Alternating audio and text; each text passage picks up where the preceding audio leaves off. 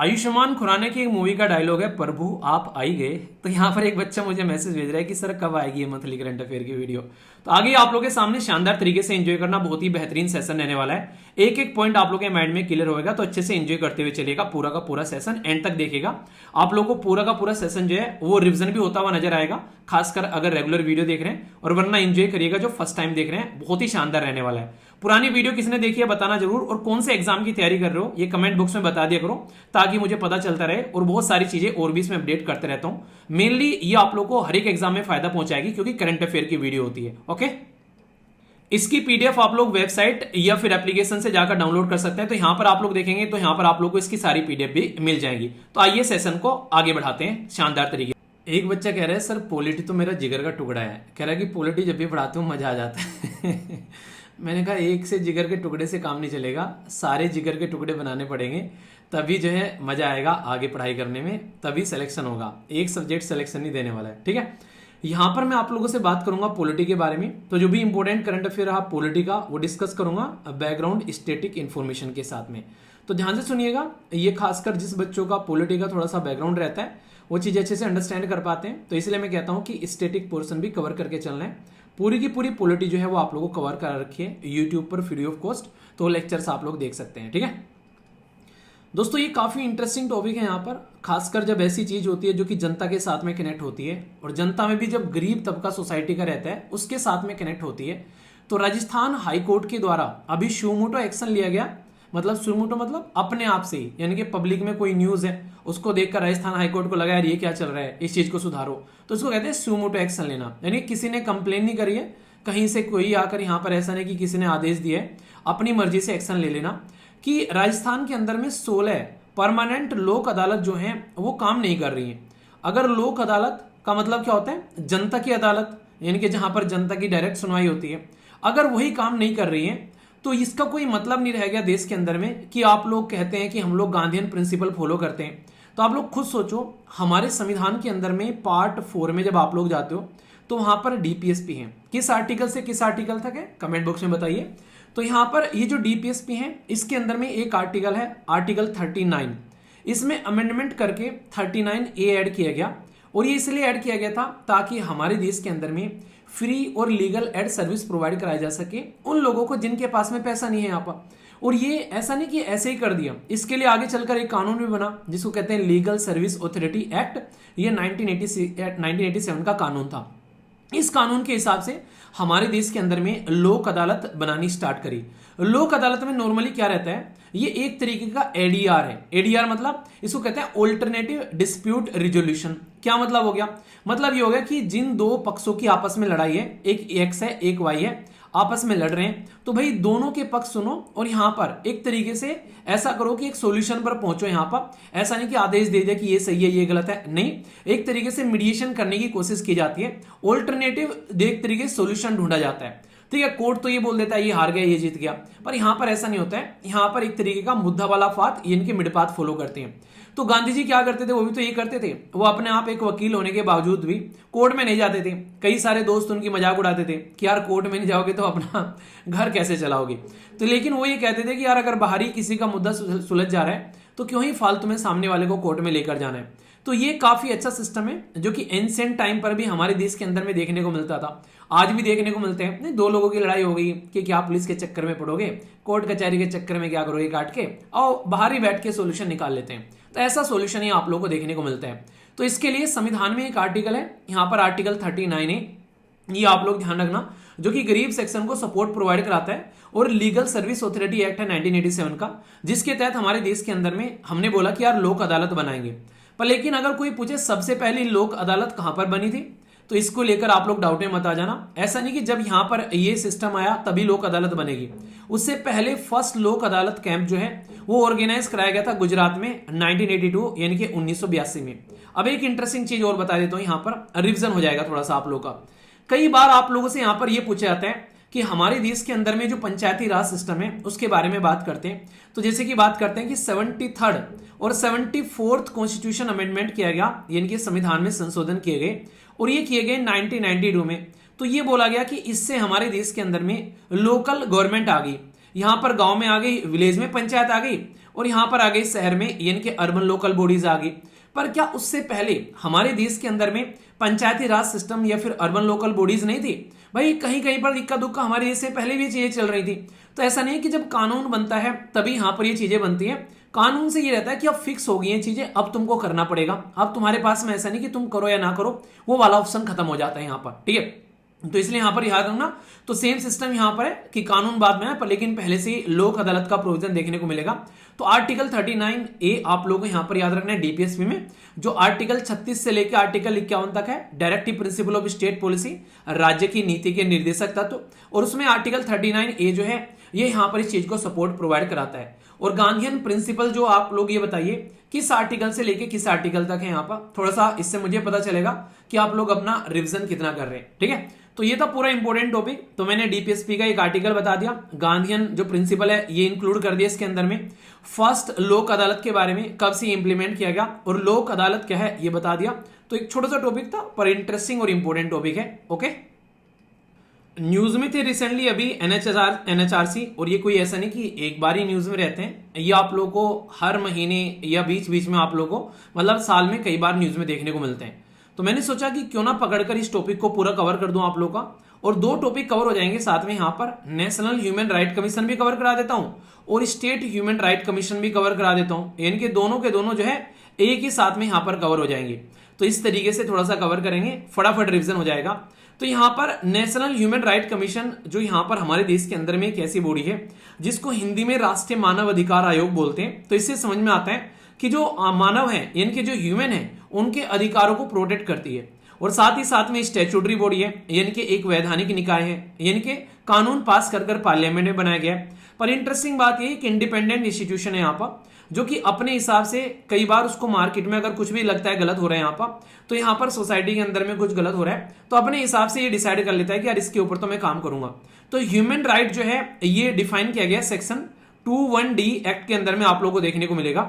और यहां पर इंपॉर्टेंट बात आप लोगों को ये याद रखनी है कि वॉच डॉग है ह्यूमन राइट हमारे देश के अंदर में, कि आप लोगों के अधिकारों की रक्षा करता है। ये सेम काम जो यहां पर नेशनल लेवल पर कर रहे हैं ये national human right commission, as it is काम यहां पर स्टेट लेवल पर करता है स्टेट ह्यूमन राइट कमीशन।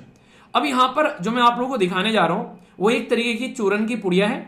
अगर इसको आप लोग एक तरीके से एक ही स्लाइड के अंदर में संगठित कर एक साथ में अपने पास में रखेंगे, चाहो तो स्क्रीनशॉट इसका लेके रख लेना, जब जब चाहो फटाफट रिवीजन कर लेना, ताकि ऐसे टॉपिक जो है आते जाते कहीं बैठे हो तो रिवाइज कर लो, ठीक है। पूरा सूर्य का पूरा सिस्टम जो है वो एक ही स्लाइड में खत्म है। यहाँ पर बात की जा रही है नेशनल ह्यूमन राइट कमीशन की और यहाँ पर बात की जा रही है स्टेट ह्यूमन राइट कमीशन की। सबसे पहले तो जब बात करूं चेयरपर्सन के बारे में, ये सबसे इंटरेस्टिंग क्वेश्चन है जो यहां से बनता है। रीजन ये है कि इसका चेयरपर्सन या तो चीफ जस्टिस ऑफ इंडिया होगा, ठीक है, जो भारत के अंदर में सुप्रीम कोर्ट है वहां पर चीफ जस्टिस ऑफ इंडिया, या फिर जज ऑफ सुप्रीम कोर्ट होगा। अभी यहां पे क्या था, पहले यहां पर एक ही प्रोविजन था कि अगर इसका मुखिया बनेंगे तो चीफ जस्टिस ऑफ इंडिया बनेंगे। पर लेकिन आप लोग समझ सकते हैं चीफ जस्टिस ऑफ इंडिया कितने ही है, तो यहां पर बीच बीच में अगर अवेलेबल नहीं है, किसी ने मना कर दिया तो यहां पर तो दिक्कत हो जाती है। तो यहां पर इसको चेंज कर ये बोला गया कि यार हम लोग अब सुप्रीम कोर्ट का कोई रिटायर्ड जज होगा तो यहां पर उसको भी बनाया जा सकता है, ऐसा नहीं कि चीफ जस्टिस ऑफ इंडिया ही बनेंगे यहां पर। तो सबसे पहले तो ये सबसे बड़ा चेंज किया गया। पहले यहां पर पुरानी अगर किताबें उठाकर देखोगे उनमें आज भी ये लिखा हुआ है चीफ जस्टिस ऑफ इंडिया यहां पर लेकिन अब और जज ऑफ सुप्रीम कोर्ट यहां पर चेयरपर्सन कौन होता है, यहां पर जज ऑफ, यहां पर chief justice of high court या फिर जज ऑफ हाई कोर्ट। तो इनके यहां पर सुप्रीम कोर्ट हो गया तो यहां पर हाई कोर्ट हो गया। आगे चलते हैं, यहां पर इसके जो मेंबर होते हैं इसमें आप लोगों को देखने को मिलेगा टोटल मिलाकर 5 मेंबर देखने को मिलते हैं। एक तो सर्विंग या फिर रिटायर्ड जज हो गए सुप्रीम कोर्ट के, एक हो गए सर्विंग या फिर रिटायर्ड जज हो गए हाई कोर्ट के, और एक हो गए यहाँ पर 3 मेंबर जो कि यहाँ पर एटलीस्ट एक वुमेन होगी। तो ये मिलाकर एक ग्रुप है जो कि यहाँ पर इस चीज को देखता है, ठीक है। इसमें क्या होगा, सर्विंग और रिटायर्ड जज हो गए हाई कोर्ट के, या फिर डिस्ट्रिक्ट जज हो गए, जैसे यहां पर आप लोग हाई कोर्ट ले लिए तो फिर यहां पर और नीचे आगे यहां पर डिस्ट्रिक्ट कोर्ट ले लिया इस तरीके से। और जो पर्सन जो उसके पास में नॉलेज और एक्सपीरियंस है ह्यूमन राइट का वो यहां पर रहने वाले। तो ये पॉइंट आप लोग समझ सकते हैं। इसके अंदर में जो रहेगा ये ज्यादा पावरफुल है क्योंकि इसके अंदर में आप लोग को सेंट्रल लेवल पर काम करना है, ये यहां पर सारी चीजें देखता है। तो इसलिए इसके अंदर में 7 मेंबर आप लोग को एक्स ऑफिशियो भी देखने को मिलेंगे। एक्स ऑफिशियो मेंबर कौन होते हैं, ये वो होते हैं जो कि अपनी पोस्ट पर तो आ गए हैं, सेलेक्ट होकर इलेक्ट होकर जैसे भी आए अपनी पोस्ट पर पहुंच गए, पर लेकिन अगर यहां पर अपनी पोस्ट पर पहुंच गए तो फिर ये पोस्ट इनको फ्री मिल गई। यानी कहते हैं कि शादी में, खासकर शादी हो रही है भाई साहब, वो तो सब चल ही रहा है कि हाँ एक तरीके से ये इंसान जो है कि इस तरीके से आप लोग इसको ऐसे समझो, जैसे एक इंसान की शादी हो गई, अब शादी हो गई यहां पर, उसकी शादी होने के बाद में उस इंसान को जो है एक वाइफ मिल गई जिंदगी में कि भाई इस इंसान की शादी हो गई।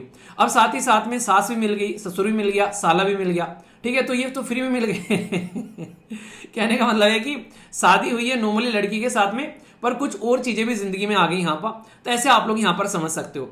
तो ये एक तरीके से एक्स ऑफिशियो पोस्ट मानी जाती है। जैसे वाइस प्रेसिडेंट ऑफ इंडिया, जैसे वाइस प्रेसिडेंट बनेंगे तो राज्यसभा के चेयरमैन बन गए तो एक्स ऑफिशियो चेयरमैन हो गए, पर है तो वो राष्ट्रपति ना, ऐसे तो है तो वाइस प्रेसिडेंट ना, यहाँ पर उपराष्ट्रपति, तो ऐसे समझ सकते हैं।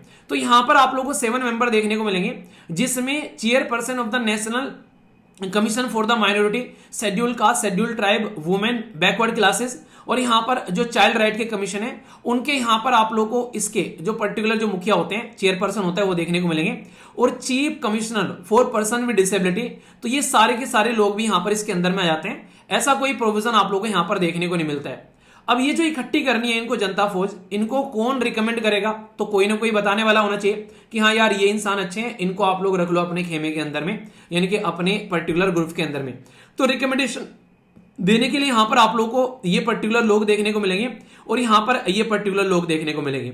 यानी कि यहां पर एक बात ध्यान रखना, जब भी कोई ऐसी कमेटी बनाई जाती है, अगर किसी भी कमेटी में प्राइम मिनिस्टर या फिर चीफ मिनिस्टर अगर उस कमेटी का पार्ट है, तो नॉर्मल सी बात है यार वो उसके चेयरपर्सन ही होंगे यहाँ पर, तो कोई सोचने वाली बात नहीं यहाँ पर। तो प्राइम मिनिस्टर हो गए, स्पीकर ऑफ लोकसभा हो गए, डिप्टी स्पीकर ऑफ राज्यसभा हो गए, लीडर ऑफ अपोजिशन हो गए दोनों हाउस के अंदर में, ठीक है ना, और इसी के साथ में यहां पर एक सेंट्रल होम मिनिस्टर हो गए यहां पर, और सिटिंग जज हो गए ऑफ द सुप्रीम कोर्ट या फिर सिटिंग जज जो चीफ जस्टिस हो गए किसी हाई कोर्ट के यहां पर।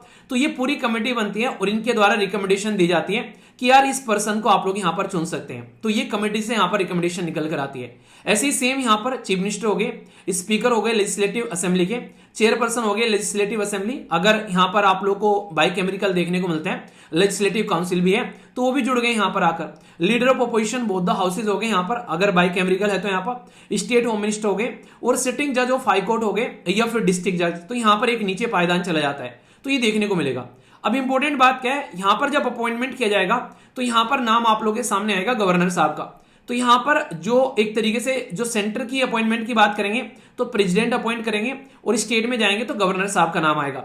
तो यहां पर सेंटर में प्रेसिडेंट के नाम पर सारे काम होते हैं और यहां पर गवर्नर में होते हैं। आप लोगों से एग्जाम में आजकल तो ऐसे क्वेश्चन भी पूछे जा रहे हैं कंफ्यूजन में डालकर कि भाई सेंट्रल गवर्नमेंट के अगर कोई काम होते हैं तो वहां पर वो लिख देते हैं कि प्राइम मिनिस्टर के हिसाब से हो रहे हैं, पर लेकिन रियलिटी में प्राइम मिनिस्टर के हिसाब से थोड़ी ना हो रहे होते हैं, वो हो रहे होते हैं प्रेसिडेंट के हिसाब से। तो ऐसे ऐसे क्वेश्चन भी आप लोगों को यहाँ पर आज की डेट में देखने को मिलते हैं। तो अगर माइंड में एक बार क्लैरिटी आएगी तो फिर कंफ्यूजन आप लोगों को देखने को नहीं मिलेगा, तो ज्यादा बेहतरीन तरीके से आप लोग क्वेश्चन को सोल्व कर पाएंगे, ठीक है। पर इंटरेस्टिंग बात जो है वह स्टार लगाने वाली रिमूवल के बारे में, ये पॉइंट आप लोगों को यहां पर ध्यान रखना है।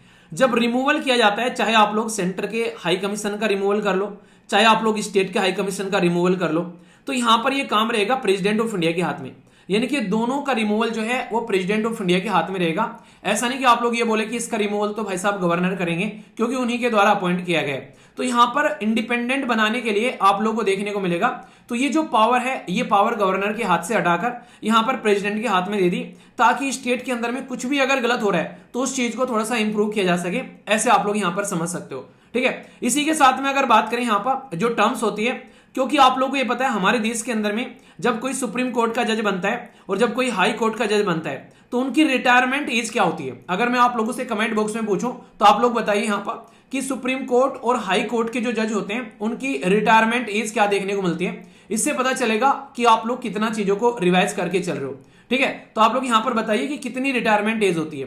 तो आप लोग जब देखोगे जाकर तो जो रिटायरमेंट एज होती है उसके बाद में ही आप लोगों को यहां पर यह अपॉइंटमेंट होता हुआ नजर आता है। तो यहां पर इसीलिए बोला गया 70 साल या फिर 3 साल, यानी कि कोई इंसान अगर 65 साल की एज में रिटायर हो रहा है, या कोई इंसान मतलब आप लोग ये सोचें यहां पर नॉर्मली अगर हम लोग बात करते हैं हमारे देश के अंदर में जो जजेस की रिटायरमेंट एज होती है, यहां पर आ जाइए आप लोग एक बार, अगर यहां पर सुप्रीम कोर्ट का कोई जज है उसकी जो रिटायरमेंट एज रहती है वो 65 साल होगी, और अगर कोई हाई कोर्ट के जज है उनकी रिटायरमेंट जो एज रहती है वो 62 साल होगी।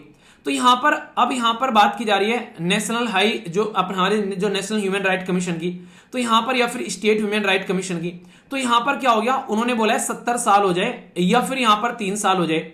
अगर कोई इंसान सुप्रीम कोर्ट से भी आ रहा है तो 65 साल की अगर पूरी रिटायरमेंट एज लेकर आ रहा है तो +3 हो गए, यानी कि या तो 68 साल पहले हो जाए, या फिर कोई इंसान जो है रिटायर हो गया, उसके बाद में अपॉइंटमेंट किया गया उस इंसान को यहाँ पर 67 ईयर की एज में, तो फिर यहाँ पर 70 साल अगर पहले हो जाते हैं, या फिर 68 की एज में वो अपॉइंट किया है तो 70 साल पहले हो जाए, तो यानी कि जब वहां से रिटायर हो जाएगा तो उसके पास में ऑप्शन रहेगा, ऐसा नहीं कि वहीं पर आनंद फानंद में काम चलेगा। इसीलिए यहां पर 3 साल या फिर 70 साल रखी गई है। तो ये पॉइंट आप लोग समझ सकते हैं। सैलरी जो होती है सेंट्रल गवर्नमेंट डिसाइड करती है, यहां पर डिटरमाइन किया जाता है स्टेट गवर्नमेंट के द्वारा, पर एक बार डिसाइड कर लिया, किसी को अपॉइंटमेंट कर दिया तो फिर चेंज नहीं करेंगे। ऐसा नहीं कि मुझे तो पसंद नहीं आ रहा तेरी सैलरी छीन लूंगा मैं, ऐसा नहीं होगा, ठीक है।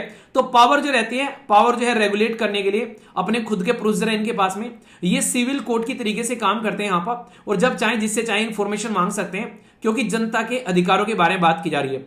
फंक्शन जो है इन्वेस्टिगेट करते हैं, कोई भी मैटर रहता है उसको मॉनिटर भी करते हैं और अवेयरनेस फैलाने का भी काम करते हैं अधिकारों के बारे में, और रिपोर्ट करते हैं यहाँ पर नॉर्मली सेंट्रल गवर्नमेंट को, स्टेट गवर्नमेंट को अगर कुछ गलत होता है। पर लेकिन इनकी जो रिपोर्ट रहती है, जो रिकमेंडेशन रहती है, वो बाइंडिंग नहीं रहती है। यानी कि ये ऐसा है कि एक तरीके से समाज में कुछ गलत चल रहा है, अगर नेशनल ह्यूमन राइट कमीशन ने उसके ऊपर में कुछ बात कर दी तो वो तुरंत जो है न्यूज में आ जाएगा।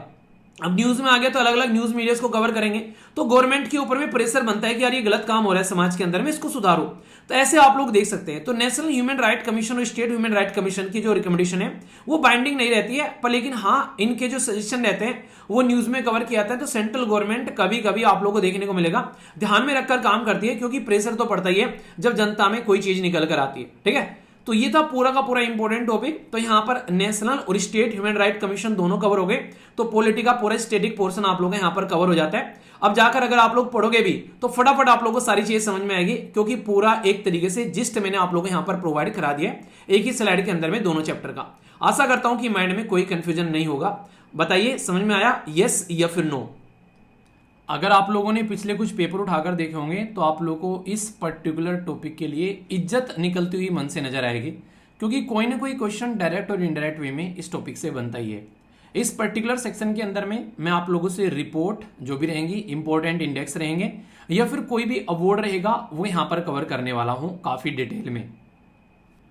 नोबेल प्राइज तो हम लोग सब कवर कर लेते हैं, पर लेकिन एक ऐसा अवार्ड है जिसको हम लोग बोलते हैं मैथमेटिक्स का नोबेल प्राइज। ये जो पर्टिकुलर अवार्ड है इसको हम लोग एबेल प्राइज बोलते हैं। और अब की बार ये इंटरव्यू में भी यहाँ से क्वेश्चन पूछा गया था रिसेंट, जब आप लोग के लास्ट इंटरव्यू हुए थे वहां पर, तो यहाँ पर इस तरीके क्वेश्चन भी आप लोगों से बनते हैं। कई सारे बच्चों को आइडिया नहीं रहता है कि यार ये कौन सा अवार्ड है, पर लेकिन अगर रेगुलरली आप लोग न्यूज़पेपर के टच में रहते हो तो आप लोगों को पता चल जाता है। तो यहाँ पर जापान के जो पर्टिकुलर पर्सनैलिटी जिनका नाम था मास्की वासीवारा, तो यहाँ पर इनको ये पर्टिकुलर अवार्ड दिया गया था 78 ईयर की उम्र में। यहाँ पर आप लोगों से कोई पूछे कि भाई किसके लिए इनको ये अवार्ड दिया गया, तो इनके द्वारा डी मॉड्यूल डेवलप किया गया, और यहां पर इसके बेसिस पर जो क्रिस्टल्स होते हैं उसका जो बेस है वही फाउंड किया जा सकता है। यानी कि इनकी ये डिस्कवरी थी जिसके लिए इनको ये अवार्ड दिया गया। नॉर्मली जो ये अवार्ड है जिसको आप लोग एबेल प्राइज बोलते हो, इसका बेसिक पर्पज ये होता है कि नॉर्मली जैसे कि मेडिसिन होता है, फिजिक्स होता है, या फिर पीस के अवार्ड होते हैं, वो सारे अवार्ड आप लोग के नोबेल के फील्ड में दे दिए जाते हैं। अब नोबेल प्राइज में मैथमेटिक्स को इंक्लूड नहीं किया गया, तो इसीलिए यहां पर इसको आप लोग बेसिकली मैथमेटिक्स का नोबेल प्राइज बोल सकते हो। इसके अंदर में अगर कोई इंसान यहां पर जैसे कि अलजेब्रा यानी कि बीजगणित हो गया, इसी के साथ में ज्योमेट्री ज्यामिति हो गया आप लोग का, इसी के साथ में मैथमेटिक्स या फिर जो गणितीय है जो फिजिक्स हो गया, मैथमेटिकल भौतिक ये फिजिक्स, तो यहां पर इसके फील्ड में अगर कोई पर्टिकुलर पर्सन कुछ नया रिसर्च करता हुआ नजर आता है तो उनको ये अवार्ड दिया जाता है। तो कहीं ना कहीं आप लोग समझ सकते हैं यहाँ पर कि ये एक नए रास्ते खोलता है मैथमेटिक्स के फील्ड में, ताकि ज्यादा से ज्यादा लोग जो है इसमें इंटरेस्ट दिखाएं। किसी भी अवार्ड का मतलब यही होता है कि यार इस फील्ड में आप लोग इंटरेस्ट दिखाओ और चीजों को आगे लेकर चलो, है कि नहीं? तो एक तरीका एप्रिसिएशन टोकन होता है ये, जो आप लोग को एप्रिशिएट करता है इस पर्टिकुलर फील्ड में काम करने के लिए। जैसे नोबेल प्राइज के बारे में आप लोग थोड़ा सा बेसिक जानते हैं, इसके बारे में भी हल्का सा आइडिया होना चाहिए। सबसे पहले तो ये जो अवार्ड है ये एनुअली दिया जाता है, यानी कि हर साल दिया जाता है कि भाई आप लोगों ने मैथमेटिक्स के फील्ड में क्या शानदार परफॉर्मेंस दी। दूसरा, ये जो स्टेब्लिश किया गया था 2002 में स्टेब्लिश किया गया था। अच्छा, नोबेल प्राइज कब से दिया जाता है जरा बताइए, देखता हूं किस किस को पता है। तो यहां पर जो नॉर्वे की सरकार है वो इस अवार्ड को देती है यहां पर, और ये जो पर्टिकुलर अवार्ड है सबसे पहले अगर आप लोग बात करेंगे तो यहाँ पर नॉर्वे के जो मैथमेटिशियन थे यहाँ पर उनके नाम पर यह अवार्ड स्टार्ट किया गया था उनकी 200वीं एनिवर्सरी पर, जिनका नाम था नील्स हेनरिक एबिल। और पहला अवार्ड यहाँ पर दिया गया था जिसका नाम था, ये फ्रेंच के एक मैथमेटिशियन थे 2003 में, जिनका नाम था जीन पियरेसे। तो यहाँ पर इनको ये अवार्ड दिया गया। तो किस देश ने ये अवार्ड स्टार्ट किया, तो हल्का सा याद रखिएगा, नॉर्वे के द्वारा स्टार्ट किया गया। तो नॉर्वे आप लोगों को मैप में कहां दिखाई देता है, थोड़ा सा ये भी अंदाजा आप लोग होना चाहिए। भारत से अगर गड्डी उठाकर आप लोग निकलोगे तो यहां से निकल जाना आराम से, तो आप लोग यहां से जाओगे तो फिर यहां से जाते हुए यहां से आप लोग नॉर्वे पहुंच जाओगे, ठीक है ना। तो यह है नॉर्वे, जो कि एक काफी इंपॉर्टेंट कंट्री आर्टिक रीजन के अंदर में आप लोग को देखने को मिलती है। तो इनके द्वारा यहां पर यह अवार्ड स्टार्ट किया गया था। तो अवार्ड किसको मिला यहां पर, सबसे पहला क्वेश्चन तो यही बन जाता है आप लोगों के सामने। दूसरा, फिर यहां पर ये अवार्ड, इसका फाउंडेशन क्या है और पहली पर्सनैलिटी कौन है जिसको ये अवार्ड दिया गया था। तो ये कुछ बेसिक क्वेश्चन आप लोगों से पूछे जा सकते हैं। अच्छा, एक छोटा सा एडिशन आप लोग और कर सकते हैं इसमें कि कोई पूछ ले क्या भारत के किसी इंसान को मिला है, तो भारत के इंसान को नहीं मिला है, पर भारत के मूल के इंसान को मिला है, यानी कि जिसके पेरेंट्स जो हैं, जिनका कनेक्शन भारत के साथ में है। तो यहां पर श्रीनिवास SR, इनका नाम है बेसिकली वर्धन। तो इनको यहां पर यह अवार्ड मिला है 2007 में। पर लेकिन ये है कहां पर, ये न्यूयॉर्क यूनिवर्सिटी के अंदर में आप लोगों को देखने को मिलते हैं, जिनको 2007 में ये अवार्ड मिला था। तो भारतीय मूल के इंसान को मिला है, पर भारत के किसी पर्टिकुलर बोले कि हाँ ये इंडियन सिटीजन है कंप्लीटली, इसको ये अवार्ड मिला है, तो ऐसा अब तक नहीं हुआ है, ठीक है। पर गणित के फील्ड में दुनिया के सबसे महान इंसान श्रीनिवास रामानुजन का नाम आप लोग जरूर याद रखिएगा। इस अवार्ड से कहीं बड़े थे वो। आज की डेट में जिन लोगों को ये अवार्ड दिए जाते हैं, तो कई बार तो उनको मिलते हैं जो उनकी थ्योरीज के ऊपर में स्टडी रिसर्च करते हुए नजर आते हैं, उनको ये अवार्ड दिए जाते हैं।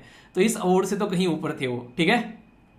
इसके बारे में ज्यादा कुछ नहीं, बस इतना सा एटलीस्ट याद रख लेना कि दुनिया में एक ऐसी रिपोर्ट भी है जिसका नाम है टेक्नोलॉजी एंड इनोवेशन रिपोर्ट।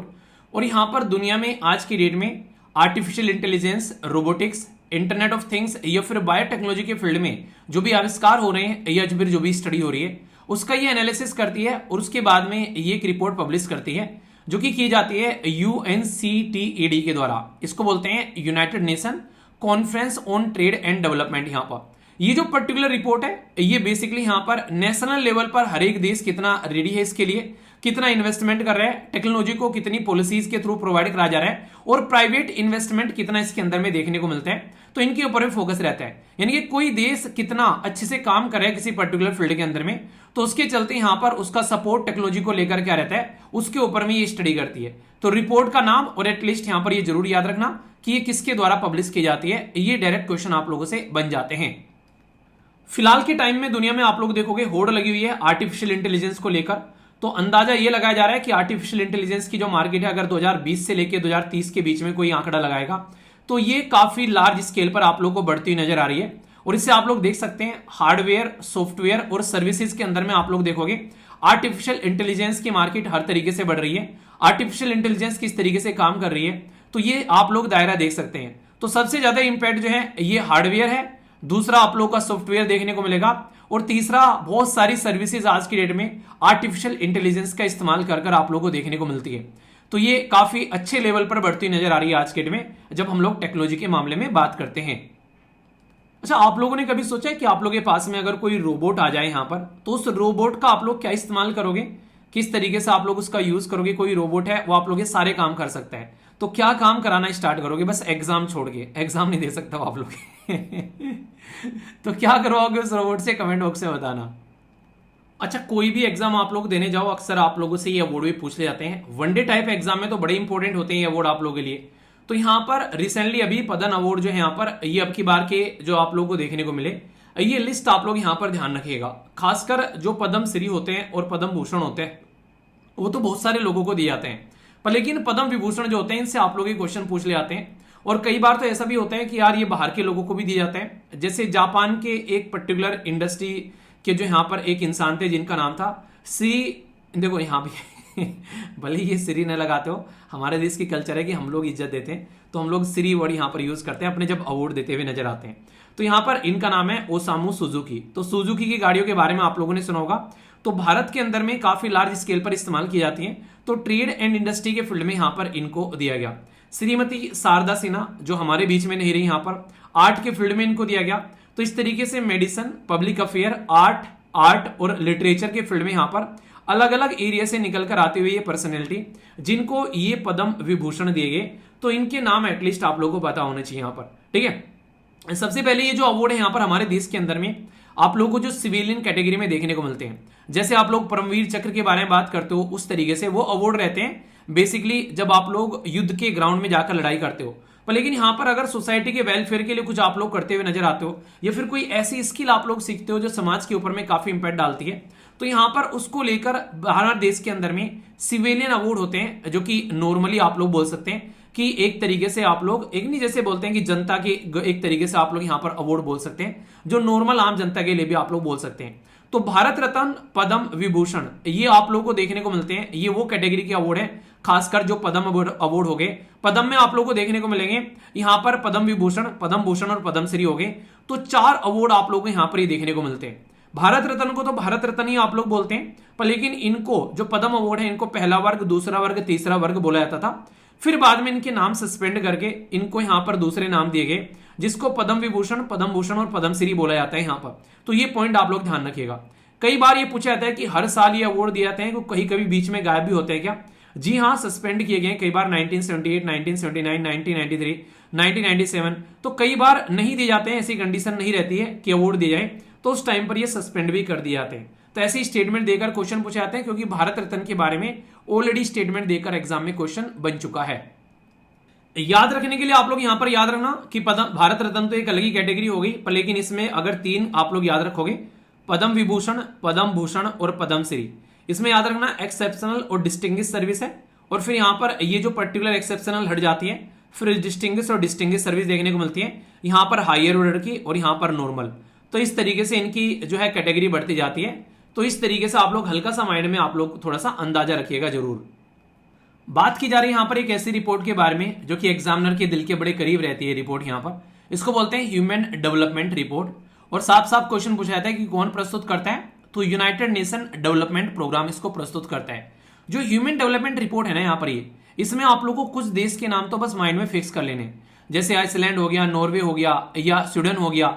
ये ऐसे देश हैं जो आप लोगों को हमेशा ऊपर ही देखने को मिलेंगे, और बॉटम में आप लोगों को मैक्सिमम जो कंट्री रहेंगे वो अफ्रीका के रहेंगे, south Sudan, Somalia, central African Republic हो गए बेसिकली, तो ये रहेंगे। और ब्रिक कंट्री जो है वो बीच में आप लोगों को देखने को मिलती है मैक्सिमम टाइम, यानी कि ना ज्यादा ऊपर ना ज्यादा नीचे, बीच में आप लोगों को कहीं नजर आ जाती है। भारत की जो रैंक थी यहाँ पर जब ये प्रस्तुत किया गया था जब यहाँ पर, तो इसमें 130 आप लोगों को भारत की रैंक देखने को मिलती थी। इसको यहाँ पर ह्यूमन डेवलपमेंट इंडेक्स बोलते हैं आप लोग नॉर्मली, जो कि 1990 से प्रस्तुत किया जाता है। और जिसमें लिखा है ह्यूमन डेवलपमेंट, तो समझ सकते हैं कि इंसान के विकास के बारे में यहाँ पर ये बात करते हैं, यानी कि जो भारत के या फिर दुनिया के जो लोग हैं उनका किस तरीके से डेवलपमेंट हुआ है, उनकी जिंदगी कैसे चल रही है, खाना पीना अच्छे से किस तरीके से उनकी लाइफ चल रही है, तो उसके ऊपर में ये रिपोर्ट जो है ये आप लोगों के सामने निकल कर आती है। तो इसके चलते आप लोग समझ सकते हैं यहाँ पर जब ये रिपोर्ट निकल कर आती है तो इसमें नॉर्मली देखा जाता है कि इंसान जो है वो यहाँ पर उसकी लाइफ कैसी चल रही है, नॉलेज कैसी है और उसका रहने का स्टैंडर्ड कैसा है। तो इन चीजों को ध्यान में रखकर यहाँ पर ये डेटा तैयार किया जाता है। और इस डेटा में यहाँ पर जैसे लाइफ एक्सपेक्टेंसी हो गया कि कितना जिंदा रहता है, कितना स्वास्थ्य है उसका, कैसी नॉलेज है, उस नॉलेज का इस्तेमाल कैसा है, स्कूलिंग कैसी है यहाँ पर, और इसी के साथ में लिविंग और स्टैंडर्ड कैसा है, कितनी कमाई है यहाँ पर। तो ये चीजें यहाँ पर ये देखते हुए नजर आते हैं। तो लो ह्यूमन डेवलपमेंट या मीडियम या फिर हायर या फिर वेरी हाई ह्यूमन डेवलपमेंट, तो इसके बेसिस पर यहाँ पर ये इंडेक्स को तैयार करते हैं और फिर कंट्री को डिवाइड कर देते हैं कि ये कंट्री किस कैटेगरी में आप लोगों को देखने को मिलती है। तो ये पर्टिकुलर यहाँ पर पॉइंट दिए जाते हैं कि इन पॉइंट के बेसिस पर ये चेक करते हुए नजर आते हैं। अब जैसे आप लोगों को देखना है कि भारत की रैंक जो है वो 130 है, इससे पहले भारत की रैंक जो थी वो 133 थी, तो हमारी रैंक जो है वो इंप्रूव हो गई यहाँ पर। अब आप लोगों को यहाँ पर ये देखना है कि जैसे हमारी जो वैल्यू है यहाँ पर, ये देखिए आप लोग यहाँ पर 0.685 दे रखी है यहाँ पर। अगर आप लोग यहाँ पर जाकर इसको चेक करोगे 0.685 जो है वो इस कैटेगरी में देखने को मिलेगी, यानी कि मीडियम ह्यूमन डेवलपमेंट आप लोगों को यहाँ पर नजर आएगा। ऐसे आप लोग यहाँ पर इसको कंसिडर कर सकते हैं। तो ये पॉइंट आप लोग थोड़ा सा याद रखेगा, जिससे आप लोग के माइंड में कोई भी डाउट नहीं रहेगा। और पूछे कि कोई टॉप कैसे है, तो यहाँ पर ये आप लोग के सामने देखने को मिल सकता है। इस तरीके से आप लोग यहाँ पर नजर आता है। अच्छा, एक बात और बता दें, इनके पास में जादू तो है नहीं कि इमीडिएटली चीजों को चेक कर लेंगे, तो लगभग 2 साल पहले का डेटा यहाँ पर ये बताते हैं। ठीक है, तो मतलब कहने का ये कि जैसे मान लीजिए अगर इस साल पब्लिश की जा रही है तो 2 साल पुराना डेटा होगा यहाँ पर, ये इस तरीके से आप लोग कंसिडर कर सकते हैं। तो Iceland, Norway, Switzerland, Denmark, Germany, Sweden, ये टॉप पर नॉर्मली आप लोगों को नजर आते हैं। बाकी फिर आगे चलते हैं, 130 नंबर पर आप लोग को भारत यहाँ पर देखने को मिल जाता है। बाकी अगर और भी देशों के बारे में आप लोग को थोड़ा सा जानना है यहाँ पर, तो आप लोग देख सकते हैं पाकिस्तान की जो रैंक है वो 168 है, नेपाल की 145 है। तो थोड़ा सा इनका भी आप लोग हल्का सा आइडिया रखिएगा, पता रहना चाहिए ना पड़ोस में क्या चल रहा है। कंपटीशन बनता है ना इंसान का कि पड़ोसियों के साथ में, पड़ोसी से तो बेहतर ही है और कुछ हो चाहे ना हो, है कि नहीं। ये तो हो गई रिपोर्ट के बारे में, थोड़ा सा जान लेते हैं इस ऑर्गेनाइजेशन के बारे में भी। ये इतना काम क्यों कर रही है बेचारी ऑर्गेनाइजेशन, इसका क्या बेसिकली पर्पज है यहाँ पर, तो कुछ बातें इसके बारे में समझें। यहाँ पर बात की जा रही है यूनाइटेड नेशन डेवलपमेंट प्रोग्राम। ये एक तरीके से यूनाइटेड नेशन की एक लीडिंग एजेंसी है। इंटरनेशनल लेवल पर देखते हैं क्या क्या डेवलपमेंट चल रहा है, और अच्छे खासे देश हैं इसके अंदर में। और फोकस ये है कि 2030 तक कैसे हम लोग को चीजों को लेकर चलना है। यानी कि इनका बेसिक पर्पज ये है कि बहुत सारी समस्याएं हैं दुनिया में, जैसे कि गरीबी हो गया, या फिर आज के डेट में किस तरीके से गवर्नेंस चल रही है, या फिर इंस्टीट्यूशन कैसे काम कर रहे हैं, क्योंकि उसका इंपैक्ट आप लोग को देखने को मिलता है। तो सस्टेनेबिलिटी के ऊपर भी फोकस करते हैं। डेमोक्रेटिक गवर्नेंस होगी तो यहाँ पर लोगों के द्वारा चुनी सरकार होगी तो लोगों के फायदे के बारे में बात करेगी। तो ऐसे आप लोग समझ सकते हैं। डिजास्टर को लेकर भी यहाँ पर ये बातें करते हैं, क्योंकि डिजास्टर कई बार कई सारे देश को पीछे छोड़ देते हैं। जैसे आप लोगों को पता है 2020 में जब कोविड-19 आया तो बहुत सारे देश जो हैं वो और ज्यादा गर्त में यानी गड्ढे में चले गए, और कई सारे देश तो खैर फायदा हुआ उनको, क्योंकि दवाइयां वगाइयां बेची तो उनको पैसा आया उससे और ज्यादा, यानी कि कुछ लोग अमीर हो गए और कुछ लोग गरीब हो जाते हैं जब कोई ऐसी सिचुएशन देखने को मिलती है। तो ये पॉइंट आप लोग समझ सकते हैं। तो ऑर्गेनाइजेशन के बारे में थोड़ा सा याद रखेगा, ये स्टेब्लिश की गई थी 1966 में यहाँ पर, ठीक है। तो यहाँ पर ये पर्टिकुलर ऑर्गेनाइजेशन यहाँ पर जो इस फील्ड में काम करती है कि कैसे समाज के अंदर में सस्टेनेबल बनाना है चीजों को। कई बार हिंदू न्यूज़पेपर के अंदर में जब आर्टिकल डिस्कस करता हूं तो मुझे कई बार ऐसा देखने को मिलता है कि भाई वैसे एक साइड में हम लोग खाना बर्बाद कर रहे हैं और एक साइड में फूड क्राइसिस आप लोगों को देखने को मिलता है। तो ये दोनों कितनी बड़ी चीज है ना, आपस में कितनी कॉन्ट्राडिक्ट करती हैं कि भाई बर्बाद करो तो खाना तब करो कि जब तुम्हारे पास में दुनिया भर का खाना हो, मतलब खाना भी नहीं और बर्बाद भी हो रहा है। तो कुछ लोगों की थाली में ज्यादा है और कुछ की थाली में बिल्कुल भी नहीं है। तो यहाँ पर global report on food crisis आप लोगों को देखने को मिलती है, हर साल रिपोर्ट प्रस्तुत की जाती है कि कितनी कमी है खाने की आज की डेट में, और इसकी वजह से कितनी सारी प्रॉब्लम देखने को मिलती है। तो इसको पब्लिश किया जाता है global network against food crisis, जिसको शॉर्ट फॉर्म में GNAFC आप लोग बोलते हैं। ये आज की डेट में यहाँ पर ऐसी ऑर्गेनाइजेशन है जैसे European Union food and agriculture organisation, यहाँ पर ये भी सारे मिलकर यहाँ पर सपोर्ट करते हुए नजर आते हैं सारे के सारे। तो ये इंक्लूड करती है ऑर्गेनाइजेशन इस तरीके से, मतलब आप लोग ये समझ सकते हैं कि ये जो पर्टिकुलर एक नेटवर्क है यहाँ पर जिसमें कई सारी चीजें आप लोगों के द्वारा यहाँ पर पब्लिश की जाती है, और फूड की जो इनसिक्योरिटी है उसको कैसे दूर कर सकते हैं उसके ऊपर में स्टडी करते हैं ये लोग। मतलब अकेले से तो काम होगा नहीं, मिलकर काम कर लेते हैं। कई सारी ऑर्गेनाइजेशन इसका सपोर्ट करती है यहाँ पर नजर आती है। फूड एंड एग्रीकल्चर ऑर्गेनाइजेशन और वर्ल्ड फूड प्रोग्राम ये तो नॉर्मली देखने को मिलेगा, और यूरोपियन यूनियन भी आप लोगों को यहाँ पर नजर आते हैं। अब इंपॉर्टेंट बात क्या होती है, अब ध्यान से सुनने वाली है यहाँ पर। जैसे दुनिया में अगर कहीं खाने की सबसे बड़ी दिक्कत होगी तो कहाँ होगी भाई, या तो वहां पर मौसम की बड़ी दिक्कत हो, बाढ़ आ गई, सुनामी आ गई, एक तो वहां होगी, या फिर कहीं पर लड़ाई हो जाए, तो जैसे कि गाजा, माली, सूडान, यमन, ये ऐसे चीजें, ऐसे देश हैं जहां पर लगातार कोई ना कोई समस्या आप लोगों को देखने को मिलती है। इसकी वजह से लगभग 38 मिलियन यानी कि लगभग 380 लाख लोग यहाँ पर, तो इस तरीके से आप लोग समझ सकते हैं यहाँ पर कि 3.8 करोड़ बच्चे आज की डेट में दुनिया में समस्या फेस करते हुए नजर आते हैं जब यहाँ पर ऐसी दिक्कतें देखने को मिलती हैं। तो आज की डेट में जो भुखमरी है ये काफी लार्ज स्केल पर लोगों को इंपैक्ट डालती हुई नजर आती है, या कि उन देशों में आप लोगों को बोल सकते हैं जहां पर एक स्टेबल गवर्नमेंट आप लोगों को देखने को नहीं मिलती है, वहां पर लोग ज्यादा सफर करते हुए नजर आते हैं। या फिर इन्वायरमेंटल क्राइसिस आप लोगों को देखने को मिलते हैं, जैसे कि एल नीना, ला नीना, इस तरीके से जब आता है ज्योग्राफी के अंदर में आप लोगों ने पढ़ा होगा।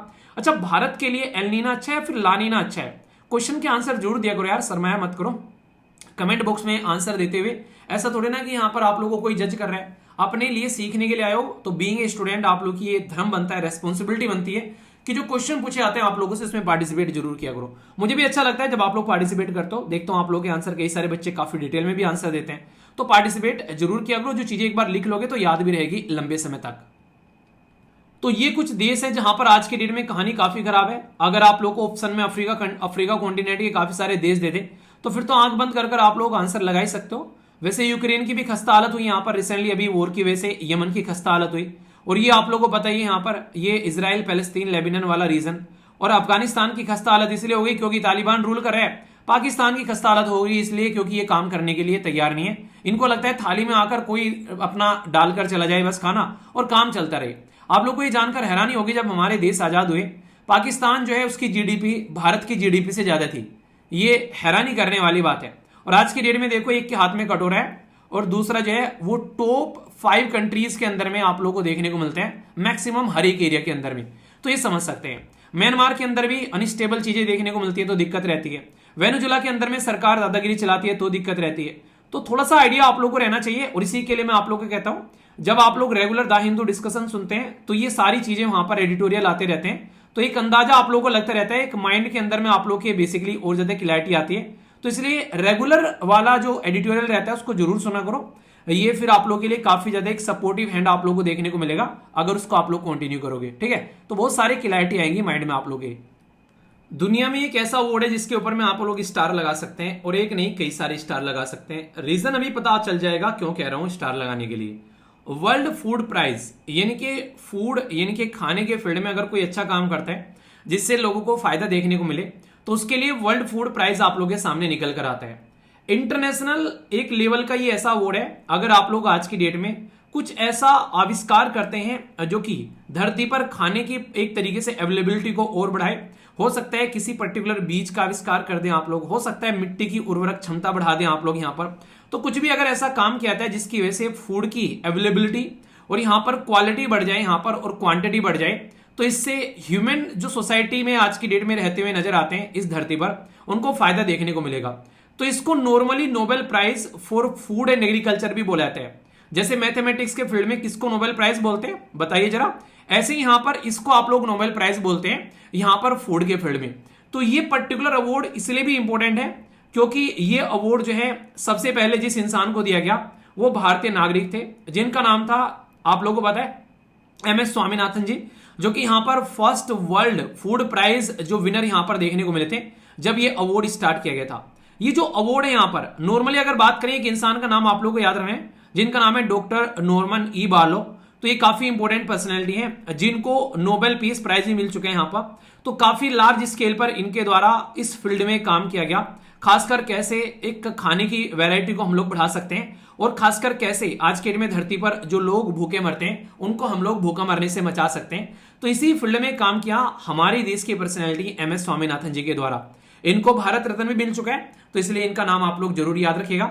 इसलिए मैंने कहा था, तो हमारे देश में अगर आप लोग बात करें कौन है एक तरीके से एग्रीकल्चर के पितामह, तो MS स्वामीनाथन, और दुनिया में बोले कोई आप लोगों से कौन है तो नॉर्मन ई बार्लो, इनका नाम आप लोग याद रखिएगा।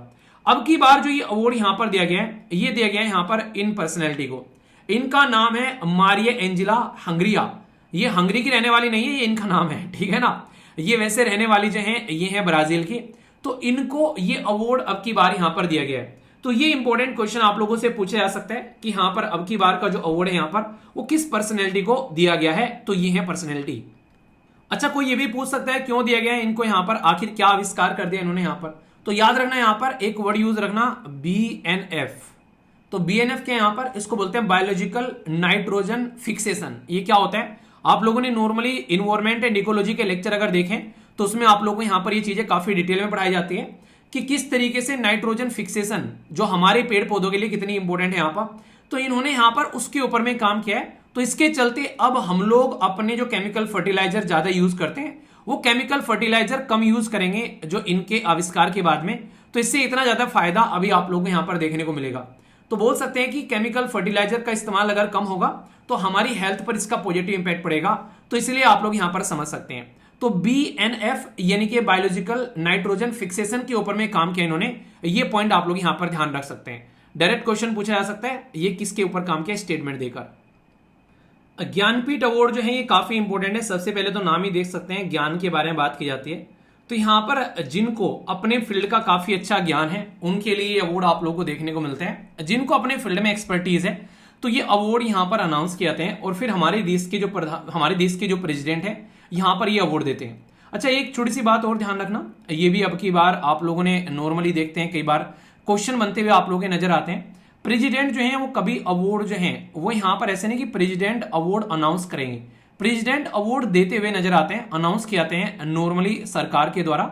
और सरकार में यहां पर कमेटी बनाई जाती है, उसमें कई बार प्राइम मिनिस्टर भी आप लोगों को देखने को मिलते हैं। तो ये पॉइंट आप लोग ध्यान रखना, दिए जाते हैं प्रेसिडेंट के द्वारा और यहां पर नॉर्मली अनाउंसमेंट जो देखने को मिलते हैं वो सरकार के द्वारा किए जाते हैं। ज्ञानपीठ अवार्ड हमारे देश के अंदर में जो लिटरेसी के फील्ड में यानी कि साहित्य के फील्ड में एक one of the highest award आप लोगों को देखने को मिलेगा, जो 1961 में स्टार्ट किया गया था। हमारे देश के अंदर में जो टोटल मिलाकर 8 लैंग्वेज हैं, संविधान के 8वें शेड्यूल में जो टोटल मिलाकर 22 लैंग्वेज हैं, तो यहां पर उनके लिए अवार्ड दिया जाता है, प्लस आप लोग इंग्लिश में इंक्लूड कर सकते हैं। तो यानी कि 23 लैंग्वेज में ये अवार्ड दिया जाता है।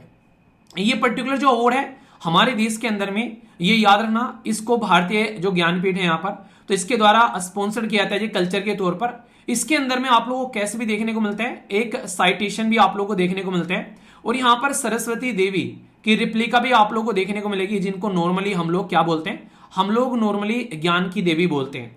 तो ये आप लोग यहाँ पर समझ सकते हैं, कुछ ऐसा अवार्ड आप लोगों को देखने को मिलेगा। तो ये जो अवार्ड है ना, ये काफी एक इंपॉर्टेंट अवार्ड होता है। नॉर्मली देखोगे जो 58वां अवार्ड यहां पर दिया गया, तो याद रखना 2 इंपॉर्टेंट पर्सनैलिटी है, संस्कृत के काफी इंपॉर्टेंट पर्सनैलिटी, आप लोगों ने इनका नाम सुना होगा, दिखाई नहीं देता है पर लेकिन एक बहुत ही एक तरीके से अपने फील्ड के ज्ञाता आदमी है, जगत गुरु, जिनका नाम है यहाँ पर रामभद्राचार्य, तो ये नाम याद रखिएगा। दूसरा है गुलजार, तो यहाँ पर गुलजार जी का नाम भी सुना होगा और इनका नाम भी आप लोगों ने जरूर सुना होगा यहाँ पर। तो इन दोनों को ये अवार्ड यहाँ पर दिया गया है। ये पर्टिकुलर जो अवार्ड है 1961 में स्टेब्लिश किया गया था यहाँ पर, और लगभग यहाँ पर इसके अंदर में रेवेन्यू भी दिया जाता है, और बाकी ये मैंने आप लोगों को बता दिया। 22 लैंग्वेज प्लस इंग्लिश आप लोग जरूर याद रखिएगा, इसको मत भूल जाना, क्योंकि कंफ्यूजन में आ जाता है, लिख देगा कि ओनली 8 शेड्यूल की लैंग्वेज को दिया जाता है। नहीं, 8 शेड्यूल की लैंग्वेज के साथ साथ में इंग्लिश भी है यहाँ पर। एक इंपॉर्टेंट पॉइंट आप लोग यहाँ पर ये भी याद रख सकते हैं, जो कि डायरेक्ट क्वेश्चन आप लोगों से बन सकता है कि भाई हमारे संविधान के अंदर में 8वें शेड्यूल में ओरिजिनली कितनी लैंग्वेज हुआ करती थी। अभी 22 बता दी, ओरिजिनली कितनी थी, बाद में ऐड की गई। तो कुछ इस तरीके से आप लोगों को यहाँ पर ये अवार्ड देखने को मिलेगा। 2 इंपॉर्टेंट बातें और ध्यान रख लेना यहाँ पर। ये जो पर्टिकुलर अवार्ड है यहाँ पर सबसे पहले किसी अगर वुमेन को दिया गया था यहाँ पर, तो ये भी आप लोगों से पूछा जा सकता है। तो यहाँ पर एक उपन्यासकार थी जिनका नाम आप लोग याद रखना, इनका नाम था आशा पूर्ण देवी। तो यहाँ पर इनको ये अवार्ड दिया गया यहाँ पर, तो ये याद रखना, ये फर्स्ट वुमेन बनी थी इस अवार्ड को जीतने वाली। ठीक है, दूसरा यहाँ पर ये पहला अवार्ड सबसे पहले अगर किसी को दिया गया था, तो ये अवार्ड दिया गया था 1965 में यहाँ पर, जो एक मलयालम राइटर थे यहाँ पर, फर्स्ट पर्सन थे यहाँ पर, इनका नाम था यहाँ पर जी शंकर कुरूप। ठीक है, तो ये इनका नाम आप लोगों को देखने को मिलेगा जिनको ये अवार्ड दिया गया था। तो इस तरीके से कई बार क्वेश्चन भी आप लोगों से पूछ ले जाया करते हैं, स्टेटमेंट देकर अगर पूछे तो अवार्ड का नाम पता होना चाहिए, अवार्ड के बारे में कुछ बेसिक इंफॉर्मेशन, लेटेस्ट किसको दिया गया है, और यहाँ पर पहले और फर्स्ट वुमेन कौन सी थी। तो ये कुछ बेसिक इंपॉर्टेंट इंफॉर्मेशन आप लोगों के लिए यहाँ पर हो जाती है। ठीक है, तो अच्छी इंफॉर्मेशन है, आइडिया रखना थोड़ा। नॉर्मली इंटरनेशनल बुकर प्राइज जो है वो आप लोग के लिए कुछ ज्यादा इंपॉर्टेंट नहीं होते हैं कई बार, कि हाँ ठीक है किसी इंसान को मिल गया, क्योंकि भारत के लोग इसमें कम ही देखने को मिलते हैं। पर लेकिन अगर कभी भारत का इंसान आए तो भाई उस टाइम का अवार्ड इंपॉर्टेंट हो जाता है। और भारत के इंसान के अंदर भी अगर कोई कंट्रोवर्शियल चीज आ जाए तो वो अवार्ड और ज्यादा इंपॉर्टेंट हो जाता है। तो अभी बात की जा रही है यहाँ पर एक इंसान के बारे में जिनका नाम है बनो मुश्ताक। तो ये एक महिला है जिनकी एक बुक है जिसका नाम है हार्ट लैम्प, और इनके द्वारा ये इंटरनेशनल बुकर प्राइज जीता गया। तो यहाँ पर इसके बारे में मैंने क्यों बोला कि ये इंपॉर्टेंट है, क्योंकि एक मुस्लिम बेसिकली सिस्टम के साथ में लड़ती हुई और बाहर निकलकर आने वाली महिलाएं जिनके द्वारा ये किताब लिखी गई, और इस किताब के अंदर में इन्होंने ये बताया कि पैट्रियार्कल सिस्टम जो है वो किस तरीके से वुमेन को सप्रेस करता है। यहाँ पर खासकर जब हम लोग मुस्लिम समाज के बारे में बात करते हैं तो वहां पर नॉर्मली आप लोगों को देखने को मिलेगा कि शादी से पहले महिला को भाई या फिर फादर साहब के कंट्रोल में रहना पड़ता है, और उसके बाद में हस्बैंड के कंट्रोल में यहाँ पर महिलाएं नॉर्मली देखने को मिलती हैं। हमारे सोसाइटी के अंदर में पैट्रियार्कल सिस्टम तो थोड़ा थोड़ा सब जगह देखने को मिलता है, पर मुस्लिम कम्युनिटी के अंदर में आप लोग देखोगे थोड़ा सा एक्स्ट्रा है, ये इनके द्वारा बताया गया है इस पर्टिकुलर किताब के अंदर में। तो ये चीज आप लोग यहाँ पर ध्यान रखिएगा। नॉर्मली जो किताब है जिसको जब ये अवार्ड दिया है तो वो इंग्लिश में रिटर्न होनी चाहिए। तो यहाँ पर इनके द्वारा ये किताब इंग्लिश में तो लिखी नहीं गई, भारतीय है यहाँ पर, ये नॉर्मली देखोगे तो यहाँ पर इनके द्वारा ये जो किताब लिखी गई इसको इंग्लिश में ट्रांसलेट किया गया दीपा के द्वारा। तो यहाँ पर दोनों ही लोगों को ये बेसिकली अवार्ड मिलता है। ये किताब लिखी गई थी इनके द्वारा कन्नड़ा लैंग्वेज में, तो यहाँ पर ये भी याद रखना। तो यहाँ पर ये कन्नड़ा लैंग्वेज में किताब लिखी गई और यहाँ पर फिर इंग्लिश में ट्रांसलेशन किया गया दीपा के द्वारा, दीपा बस्ती के द्वारा। तो यहाँ पर दोनों को ये अवार्ड देखने को मिला जिसको आप लोग इंटरनेशनल बुकर प्राइज बोलते हैं। इस प्राइज की खासियत मुझे ये लगती है कि ये कहता है कि हमारी लैंग्वेज में इस पर्टिकुलर जो है बेसिकली बुक को आप लोग ट्रांसलेट करो ताकि हमारे लोग भी यहाँ पर इसको पढ़ सके। तो ये बुकर प्राइज है यहाँ पर, जो बुकर प्राइज फाउंडेशन के द्वारा एडमिनिस्टर किया जाता है यहाँ पर। ये दोनों को मिलता है, जो ट्रांसलेट करने वाले और लिखने वाले दोनों लोगों को ये अवार्ड दिया जाता है। क्या भारत को ये पास्ट में कभी अवार्ड मिला है? जी हाँ, अगर आप लोग देखोगे 1971, 81, 1997, 2006, 2008, 2012 में मिला था यहाँ पर गीतांजलि। इसका टॉम्ब ऑफ द सेंट जो था यहाँ पर इनका, ये आप लोग याद रख सकते हैं। पहला मिला था वीएस न्यायपाल को यहाँ पर इन ए फ्री स्टेट, ये याद रखना। ये मिडनाइट चिल्ड्रन काफी फेमस हुआ था, सलमान रुश्दी क्योंकि कंट्रोवर्सी में रहते हैं, अरुंधति रॉय, किरण देसाई और अरविंद ये अधेगा, तो यहाँ पर इनको ये अवार्ड मिल चुके हैं। और ये कुछ अलग अलग बुक्स भी आप लोगों को देखने को मिलती हैं। देखो, एक तो नॉर्मली हर एक किताब आप लोग याद रखो जो पब्लिश की गई है, या फिर कुछ ऐसी बुक्स जो कि इंटरनेशनल लेवल पर हमारे देश से रिलेटेड पब्लिश की गई हैं, तो वो आप लोगों से मैच करने के लिए कई बार राइटर, इनके जो ऑथर हैं और जो बुक्स के नाम है वो आप लोगों से पूछ ले आते हैं। तो हल्का सा आप लोग यहाँ पर याद रखिएगा इसके बारे में कि हाँ किस किस तरीके से चीजें आप लोगों को देखने को मिलती हैं। कल को अगर क्वेश्चन पूछा जाए तो कंफ्यूजन आप लोगों को इसके बारे में नहीं होना चाहिए। और एक इंपॉर्टेंट बात और यहाँ पर, अगर कोई महिला भाई साहब अपने समाज के बारे में कुछ लिख रही है तो महिला के अंदर में कुछ तो ताकत होगी। तो ये एक advocate, journalist, writer, women right activist और फॉर्मर म्युनिसिपल काउंसलर भी रह चुकी हैं, तभी इतना कुछ यहाँ पर ये कर पाई। और एक पर्टिकुलर मूवमेंट है जिसके बारे में याद रखिएगा, इसका नाम है यहाँ पर बांदिया मूवमेंट, जो कि बेसिकली यहाँ पर इसके साथ में काफी इंस्पिरेशन ली इन्होंने और इससे यहाँ पर चलकर इन्होंने ये किताब लिखी यहाँ पर। बाकी और भी कई सारी पब्लिकेशन है इनके, एक बार को ये आप लोग भले ही याद न रखो, पर लेकिन जो ये है द हार्ट लैंप, ये आप लोग जरूर याद रखना है। क्वेश्चन बनने के चांसेस हैं क्योंकि इन्होंने एक पैट्रियार्कल सिस्टम के खिलाफ यहाँ पर आवाज उठाई और ये किताब जो है इंटरनेशनल अवार्ड जीत चुकी है अब। ठीक है, आप लोगों ने एक अवार्ड के बारे में सुना होगा, हमारे देश के अंदर में एक अवार्ड दिया जाता है जिसको बोलते हैं परमवीर चक्र। हमारे देश के अंदर में वो सर्वोच्च मेडल होता है जब किसी इंसान को खासकर मिलिट्री में अपनी शहादत देने के लिए आप लोगों को देखने को मिलता है, सर्वोच्च अवार्ड यहाँ पर दिया जाता है। ऐसे ही यूनाइटेड नेशन जो कि इंटरनेशनल लेवल पर काम करता है, यूएन पीस कीपिंग फोर्स, यानी कि जो अलग अलग एरिया में जाकर बेसिकली रक्षा करते हैं, जैसे इजराइल पैलेस्तीन की लड़ाई हो गई या किसी भी तरीके से अफ्रीका कॉन्टिनेंट के अंदर में कोई झड़प होती है, तो वहां पर कई बार यूएन पीस कीपिंग फोर्स जो है उनका डिप्लॉयमेंट किया जाता है, इनके उनको ड्यूटी पर लगाया जाता है। तो वहां पर अगर किसी की जान चली जाती है तो उनको ये हाईएस्ट अवार्ड मेडल दिया जाता है पोस्टुमसली मतलब मरणोपरांत, यानी कि जब उनकी जान चली जाती है, अपनी जब शहादत वो दे देते हैं, तो इस मेडल को बोलते हैं यहाँ पर, बेसिकली इसका नाम रखा गया है डैग हैमरशोल्ड मेडल।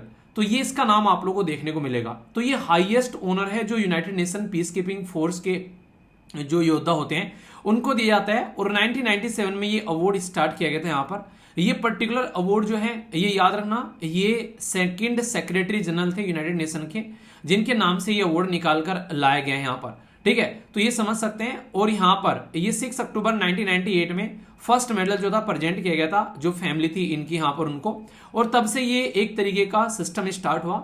अब हम लोग इसके बारे में क्यों पढ़ रहे हैं? क्योंकि हमारे देश के 2 सिटीजन जो कि यहाँ पर सर्व कर रहे थे यूएन पीस कीपिंग फोर्स के लिए गोलान हाइट में, और ये गोलान हाइट जो है ये नॉर्मली आप लोग को पार्ट देखने को मिलते हैं, पार्ट है ये बेसिकली सीरिया का, पर लेकिन कंट्रोल में है इजराइल के। तो वहां पर काफी लार्ज स्केल पर झड़प देखने को मिली थी, जिसमें हमारे देश के ब्रिगेडियर झा जो कि यहाँ पर यूनाइटेड नेशन की जो पीस कीपिंग फोर्सेस में United nation disengagement observer force में यहाँ पर पार्टिसिपेट कर रहे थे। और साथ ही साथ में हमारे देश के हवलदार जिनका नाम था यहाँ पर संजय सिंह यहाँ पर, तो इनको इस पर्टिकुलर पदक से नवाजा गया है अभी रिसेंटली। तो इसीलिए आप लोगों से यहाँ पर इस इंटरनेशनल अवार्ड के बारे में क्वेश्चन पूछा जा सकता है। वैसे तो दुनिया में कई सारे लोगों की जान जाती है, पर लेकिन जब कोई ऐसे हमारे देश के नागरिक अगर यहाँ पर इंटरनेशनल लेवल पर हमारे देश की कहीं ना कहीं एक तरीके से जो सर्विस देते हुए प्रोवाइड आ जाते हैं यहाँ पर, तो उनके लिए आप लोगों को जरूर याद रखना है। यहाँ पर पहले यहाँ पर इनको अभी आप लोगों को देखने को मिलेगा, तो गोलन हाइट में यहाँ पर इनको प्रेजेंट किया गया था। और जो यहाँ पर हवलदार जो संजय सिंह है यहाँ पर यूनाइटेड नेशन का जो यहाँ पर स्टेब्लिशमेंट है, खासकर अगर बात करें स्टेबलाइजेशन मिशन है डेमोक्रेटिक रिपब्लिक ऑफ कोंगो के अंदर में, तो वहां पर इनको अपनी शहादत के लिए ये अवार्ड से नवाजा गया है फिलहाल के टाइम पर। पीस कीपिंग मिशन आप लोगों को कहां देखने को मिलते हैं? तो यहाँ पर नॉर्मली आप लोगों को और ये अफ्रीका कॉन्टिनेंट के अंदर में कई सारे मिशन आप लोगों को नजर आते हैं। ऐसे ही एक और छोटी सी न्यूज है यहाँ पर, इसको भी आप लोग यूएन की इस पर्टिकुलर न्यूज के साथ में कनेक्ट करना। मेजर राधिका जो है, राधिका सेन, इनको यूएन की जो खासकर मिलिट्री जो मिलिट्री अगर बात करें यहाँ पर एक पर्टिकुलर अवार्ड दिए जाते हैं, जिसमें यहाँ पर इसको ये एक ईयर अवार्ड की कैटेगरी में बांटते हैं, ठीक है। तो यूएन जो military gender advocate of the year award यहाँ पर इनको दिया गया। तो ये भी क्वेश्चन आप लोगों से पूछे जा सकते हैं यहाँ पर, जेंडर इक्वलिटी को प्रमोट करने के लिए, वुमेन इंपावरमेंट करने के लिए। तो हमारे देश की साइड से मेजर राधिका का नाम भी आप लोग को याद रखना है। तो ये हमारे देश के वो योद्धा हैं जो कि यहाँ पर सर्व कर रहे हैं इंटरनेशनल लेवल पर, और साथ ही साथ में भारत का नाम भी रोशन कर रहे हैं। तो ये इंपॉर्टेंट न्यूज यहाँ पर हो जाती है हमारे लिए, अवार्ड भी इंपॉर्टेंट हो जाता है और पर्सन भी। तो पर्सन ही न्यूज भी हो गया और अवार्ड भी हो गया, दोनों चीज एक साथ में यहाँ पर कवर हो जाती है, ठीक है दोस्तों। ये सेक्शन काफी इंपॉर्टेंट होता है, इसको आप लोग स्टार लगाने वाले सेक्शन बोल सकते हैं, क्योंकि गवर्नमेंट के द्वारा जो भी इंपॉर्टेंट इनिशिएटिव्स होते हैं, कोई वेबसाइट, कोई पोर्टल, कोई भी ऐसा इंपॉर्टेंट जो इनिशिएटिव जो कि जनता के वेलफेयर के लिए या फिर उनसे कनेक्टिविटी के लिए इशू किया जाता है सरकार के द्वारा, तो वो सारे इसमें कवर होते हैं। तो इसलिए काफी डायरेक्ट क्वेश्चन आप लोग यहां से देखने को मिल जाते हैं। तो इस सेक्शन को थोड़ा सा और ध्यान से सुनिएगा। ऑपरेशन सिंदूर का टाइम आप लोग को याद होगा, उस टाइम पर इंडिया और पाकिस्तान के बीच में काफी लार्ज स्केल पर स्ट्राइक देखने को मिली थी। तो उस टाइम पर एक टर्म काफी ज्यादा न्यूज में आई थी, इसको बोलते हैं नोटम। और ये ऐसी टर्म नहीं है कि ये आप लोग को हर टाइम न्यूज में देखने को मिलती है, तो कभी कभी न्यूज में आती है, तो इसलिए स्टार लगाने वाली ये न्यूज बन जाती है। तो यहां पर नोटम जो था, इसकी फुल फॉर्म होती है नोटिस टू एयर मिशन। या तो आप लोग को ये लिखा हुआ मिल जाए, या फिर नोटम लिखा हुआ मिल जाए, या फिर नोटिस टू एयरमैन लिखा हुआ मिल जाए। इसका मतलब बेसिकली ये होता है कि कुछ न कुछ जो प्रॉपर सिग्नल पहले या फिर ऑपरेशन जो चलते थे यहाँ पर पर्टिकुलर एरिया के अंदर में, एयर स्पेस के अंदर में, उनमें कुछ चेंज किया जा रहा है यहाँ पर। और चेंज क्यों किया जा रहा है? चेंज इस चीज को ध्यान में रख के किया जा रहा है ताकि फ्यूचर में कोई एक्सीडेंट न देखने को मिले। तो नोटिस टू एयरमैन, नोटम जो है, ये एक official real time alert issue किया जाता है एविएशन अथॉरिटी के द्वारा, यानी कि हमारे देश के अंदर में जो हवाई सर्विस होती है उसको मेंटेन करने के लिए जो एविएशन अथॉरिटी होती है यहाँ पर, तो उनके द्वारा नोटिस इशू किया जाता है यहाँ पर कि कोई ना कोई पोटेंशियल हजार्ड्स हो सकता है, यानी कि कहीं पर कोई हो सकता है कि नहीं एक तरह ड्रोन अटैक हो जाए, उस साइड से हो सकता है कि कोई भी अटैक हो जाए इस तरीके से। पर लेकिन ये कई सारे डायमेंशन में आप लोग को देखने को मिलता है। या आप लोग बोल सकते हैं इसको ऐसे भी नहीं कि मतलब ऐसे ही बोलेंगे आप लोग यहाँ पर, इसको ऐसे बोलते हैं कि मान लीजिए कोई आज के डेट में जैसे रनवे पर कोई मेंटेनेंस का काम चल रहा है, तो भी आप लोग नोटम इशू कर सकते हैं। या फिर कोई मिलिट्री एयर स्पेस है वहां पर, यानी कि एक तरीके से आप लोगों ने देखा होगा हमारे देश के अंदर में जब से उड़ान स्कीम है, उड़ी देश का आम नागरिक, तब से ये चीज आप लोगों ने फील की होगी कि जो खासकर छोटे छोटे एयरपोर्ट है हमारे पास में, खासकर एयरफोर्स के, वहां पर उसकी एक पट्टी या दो पट्टी जो है सिविलियन एयरक्राफ्ट के लिए ली जाती है। तो वहां पर भी कई बार नोटम इशू कर दिया जाता है कि अब यहाँ पर मिलिट्री एक्सरसाइज चलेगी, तो थोड़ा सा आप लोग साइड में रहिएगा, अभी यहाँ पर कुछ दिनों के लिए चीजें जो है आप लोग के स्पेस से बाहर रहेंगी यहाँ पर। या फिर आप लोग बोले कि जैसे कि अगर कोई आसपास में लोकल एरिया है, कोस्टल एरिया है, और वहां पर काफी सारी बर्ड्स देखने को मिलती है, तो कई बार बहुत सारी जो बर्ड्स होती हैं वो एयरपोर्ट के आसपास में आ जाती हैं, जिसकी वजह से एक्सीडेंट होने का खतरा रहता है यहाँ पर। तो उस टाइम पर भी नोटम जो है वो इशू कर दिया जाता है। तो पायलट को अपडेट किया जाता है कि जो अब तक जो पैटर्न चलता था उस पैटर्न से हटकर काम करना पड़ेगा। अब जो गाइडलाइन दी जा रही है नई, ये गाइडलाइन आप लोगों को फॉलो करनी है। पर लेकिन याद रखना, ये नोटम कोई परमानेंट नहीं होता है, ये टेम्परेरी ड्यूरेशन के लिए होता है। जो पर्टिकुलर कोई सिचुएशन चल रही है उस सिचुएशन को हैंडल करने के लिए ये नोटम इशू किया जाता है। यानी कि कोई ऐसा नहीं है कि आप लोगों ने नोटम जो है ये हमेशा एक तरीके चलता ही आ रहा है, सही चीजें चल रही हैं सारी, तो ये पर्टिकुलर सिचुएशन को हैंडल करने के लिए नोटम जो है वो इशू किया जाता है, ऐसा आप लोग यहाँ पर समझ सकते हो। तो नोटम आप लोगों को यहाँ पर ध्यान रखना है कि ये एक ऐसा सिस्टम है जिसमें टेम्परेरी गाइडलाइन दी जाती है ताकि जो प्रॉब्लम है उस प्रॉब्लम को डील किया जा सके। तो ये नोटम आप लोगों को यहाँ पर ध्यान रखना है। अच्छा, एक बात और इस नोटम के बारे में, हमारे देश के अंदर में directorate general of civil aviation जो कि गवर्नमेंट ऑफ इंडिया के अंडर में आप लोगों को देखने को मिलता है, तो ये इशू करता है यहाँ पर। और यूनाइटेड स्टेट ऑफ अमेरिका के अंदर में आप लोग बोलते हैं, इसका नाम याद रखना, ये कई बार न्यूज में भी रहता है, इसको कहते हैं फेडरेशन एविएशन एडमिनिस्ट्रेशन। तो यूएसए के अंदर में यहाँ पर ये नोटम का काम करता हुआ आप लोगों को देखने को मिलेगा। और ऐसा है कि जैसे एक नोटम इशू कर दिया तो उसके ऊपर में कोई नोटम जो है, नया नोटम भी लाया जा सकता है और पुराने नोटम को कैंसिल भी किया जा सकता है। तो यहाँ पर नोटम एन, नोटन आर और नोटन जो यहाँ पर नोटम सी देखने को मिलेगा। तो न्यू आ गया, आर से मतलब रिप्लेस कर दिया पहले वाला और कैंसिल कर दिया, तो इस तरीके से आप लोगों को देखने को मिलेगा। तो ये अलग अलग टाइप के जो नोटम है वो आप लोगों को यहाँ पर देखने को मिल जाते हैं। तो इसलिए इस टर्म को कम से कम आप लोग के माइंड में क्लियर होना चाहिए कि यार ये क्या आ गया, सुना नहीं, कहीं से आ गया, क्योंकि ये ऐसा नहीं कि रेगुलर न्यूज रहती है, कभी कभी रहती है, तो एग्जाम के लिए इंपॉर्टेंट हो जाती है फिर, ठीक है। डीडी न्यूज तो आप लोगों ने सुना होगा, यहां पर बात की जा रही है डीडीपी। डीडीपी मतलब डिपोर्ट दर्पण पोर्टल। तो ये क्या मतलब हो गया इसका? तो आप लोग यहां पर इसको समझ सकते हैं, डिपोर्ट दर्पण पोर्टल जो है यहां पर, ये पोर्टल का मतलब होता है एक तरीके से वेबसाइट आप लोग बोल सकते हैं या फिर एप्लीकेशन वगैरह। तो यहां पर डिजिटल मॉनिटरिंग के लिए यहां पर इस्तेमाल किया जाता है। तो यहां पर ये एक तरीका डिजिटल मॉनिटरिंग पोर्टल या फिर वेबसाइट या फिर मोबाइल ऐप आप लोगों को देखने को मिलेगा, जो कि किसी भी चीज के बारे में रियल टाइम इंफॉर्मेशन रखता है। तो आप लोग ऐसा नहीं कि इसको बस ऐसे ही बोलोगे कि यार यही मिनिस्ट्री है, ministry of consumer affair and food and public distribution. ये तो अपना इसने खुद का लॉन्च किया है, जो कि पीडीएस सिस्टम को मैनेज करेगा, पब्लिक डिस्ट्रीब्यूशन सिस्टम। इसका मतलब क्या होता है? मतलब आज की डेट में हमारे पास में दुनिया भर के अलग अलग जगह, जैसे कि कहीं चावल रखे हुए हैं, कहीं गेहूं रखे हुए हैं, तो अलग अलग जगह फूड स्टोरेज हम लोगों ने कर रखा है। तो सबकी इंफॉर्मेशन हमारे पास में डिजिटल फॉर्म में होनी चाहिए कि कहाँ कितना खाना है। पता चला कहीं पर कल को कोई बाढ़ आ गई, सुनामी आ गई, या कहीं पर कोई भुखमरी पड़ गई, महामारी आ गई, तो वहां पर तुरंत हमको फूड सिक्योरिटी जो है ध्यान रखनी पड़ेगी, डेटा पहुंचाना पड़ेगा। तो फूड सिक्योरिटी को बढ़ाना, इफिशियंसी को बढ़ाना और डिजिटल गवर्नेंस को इनहेंस करने का ये सिस्टम है यहाँ पर। और ये अलग अलग रीजन में आप लोग को देखने को मिलेगा।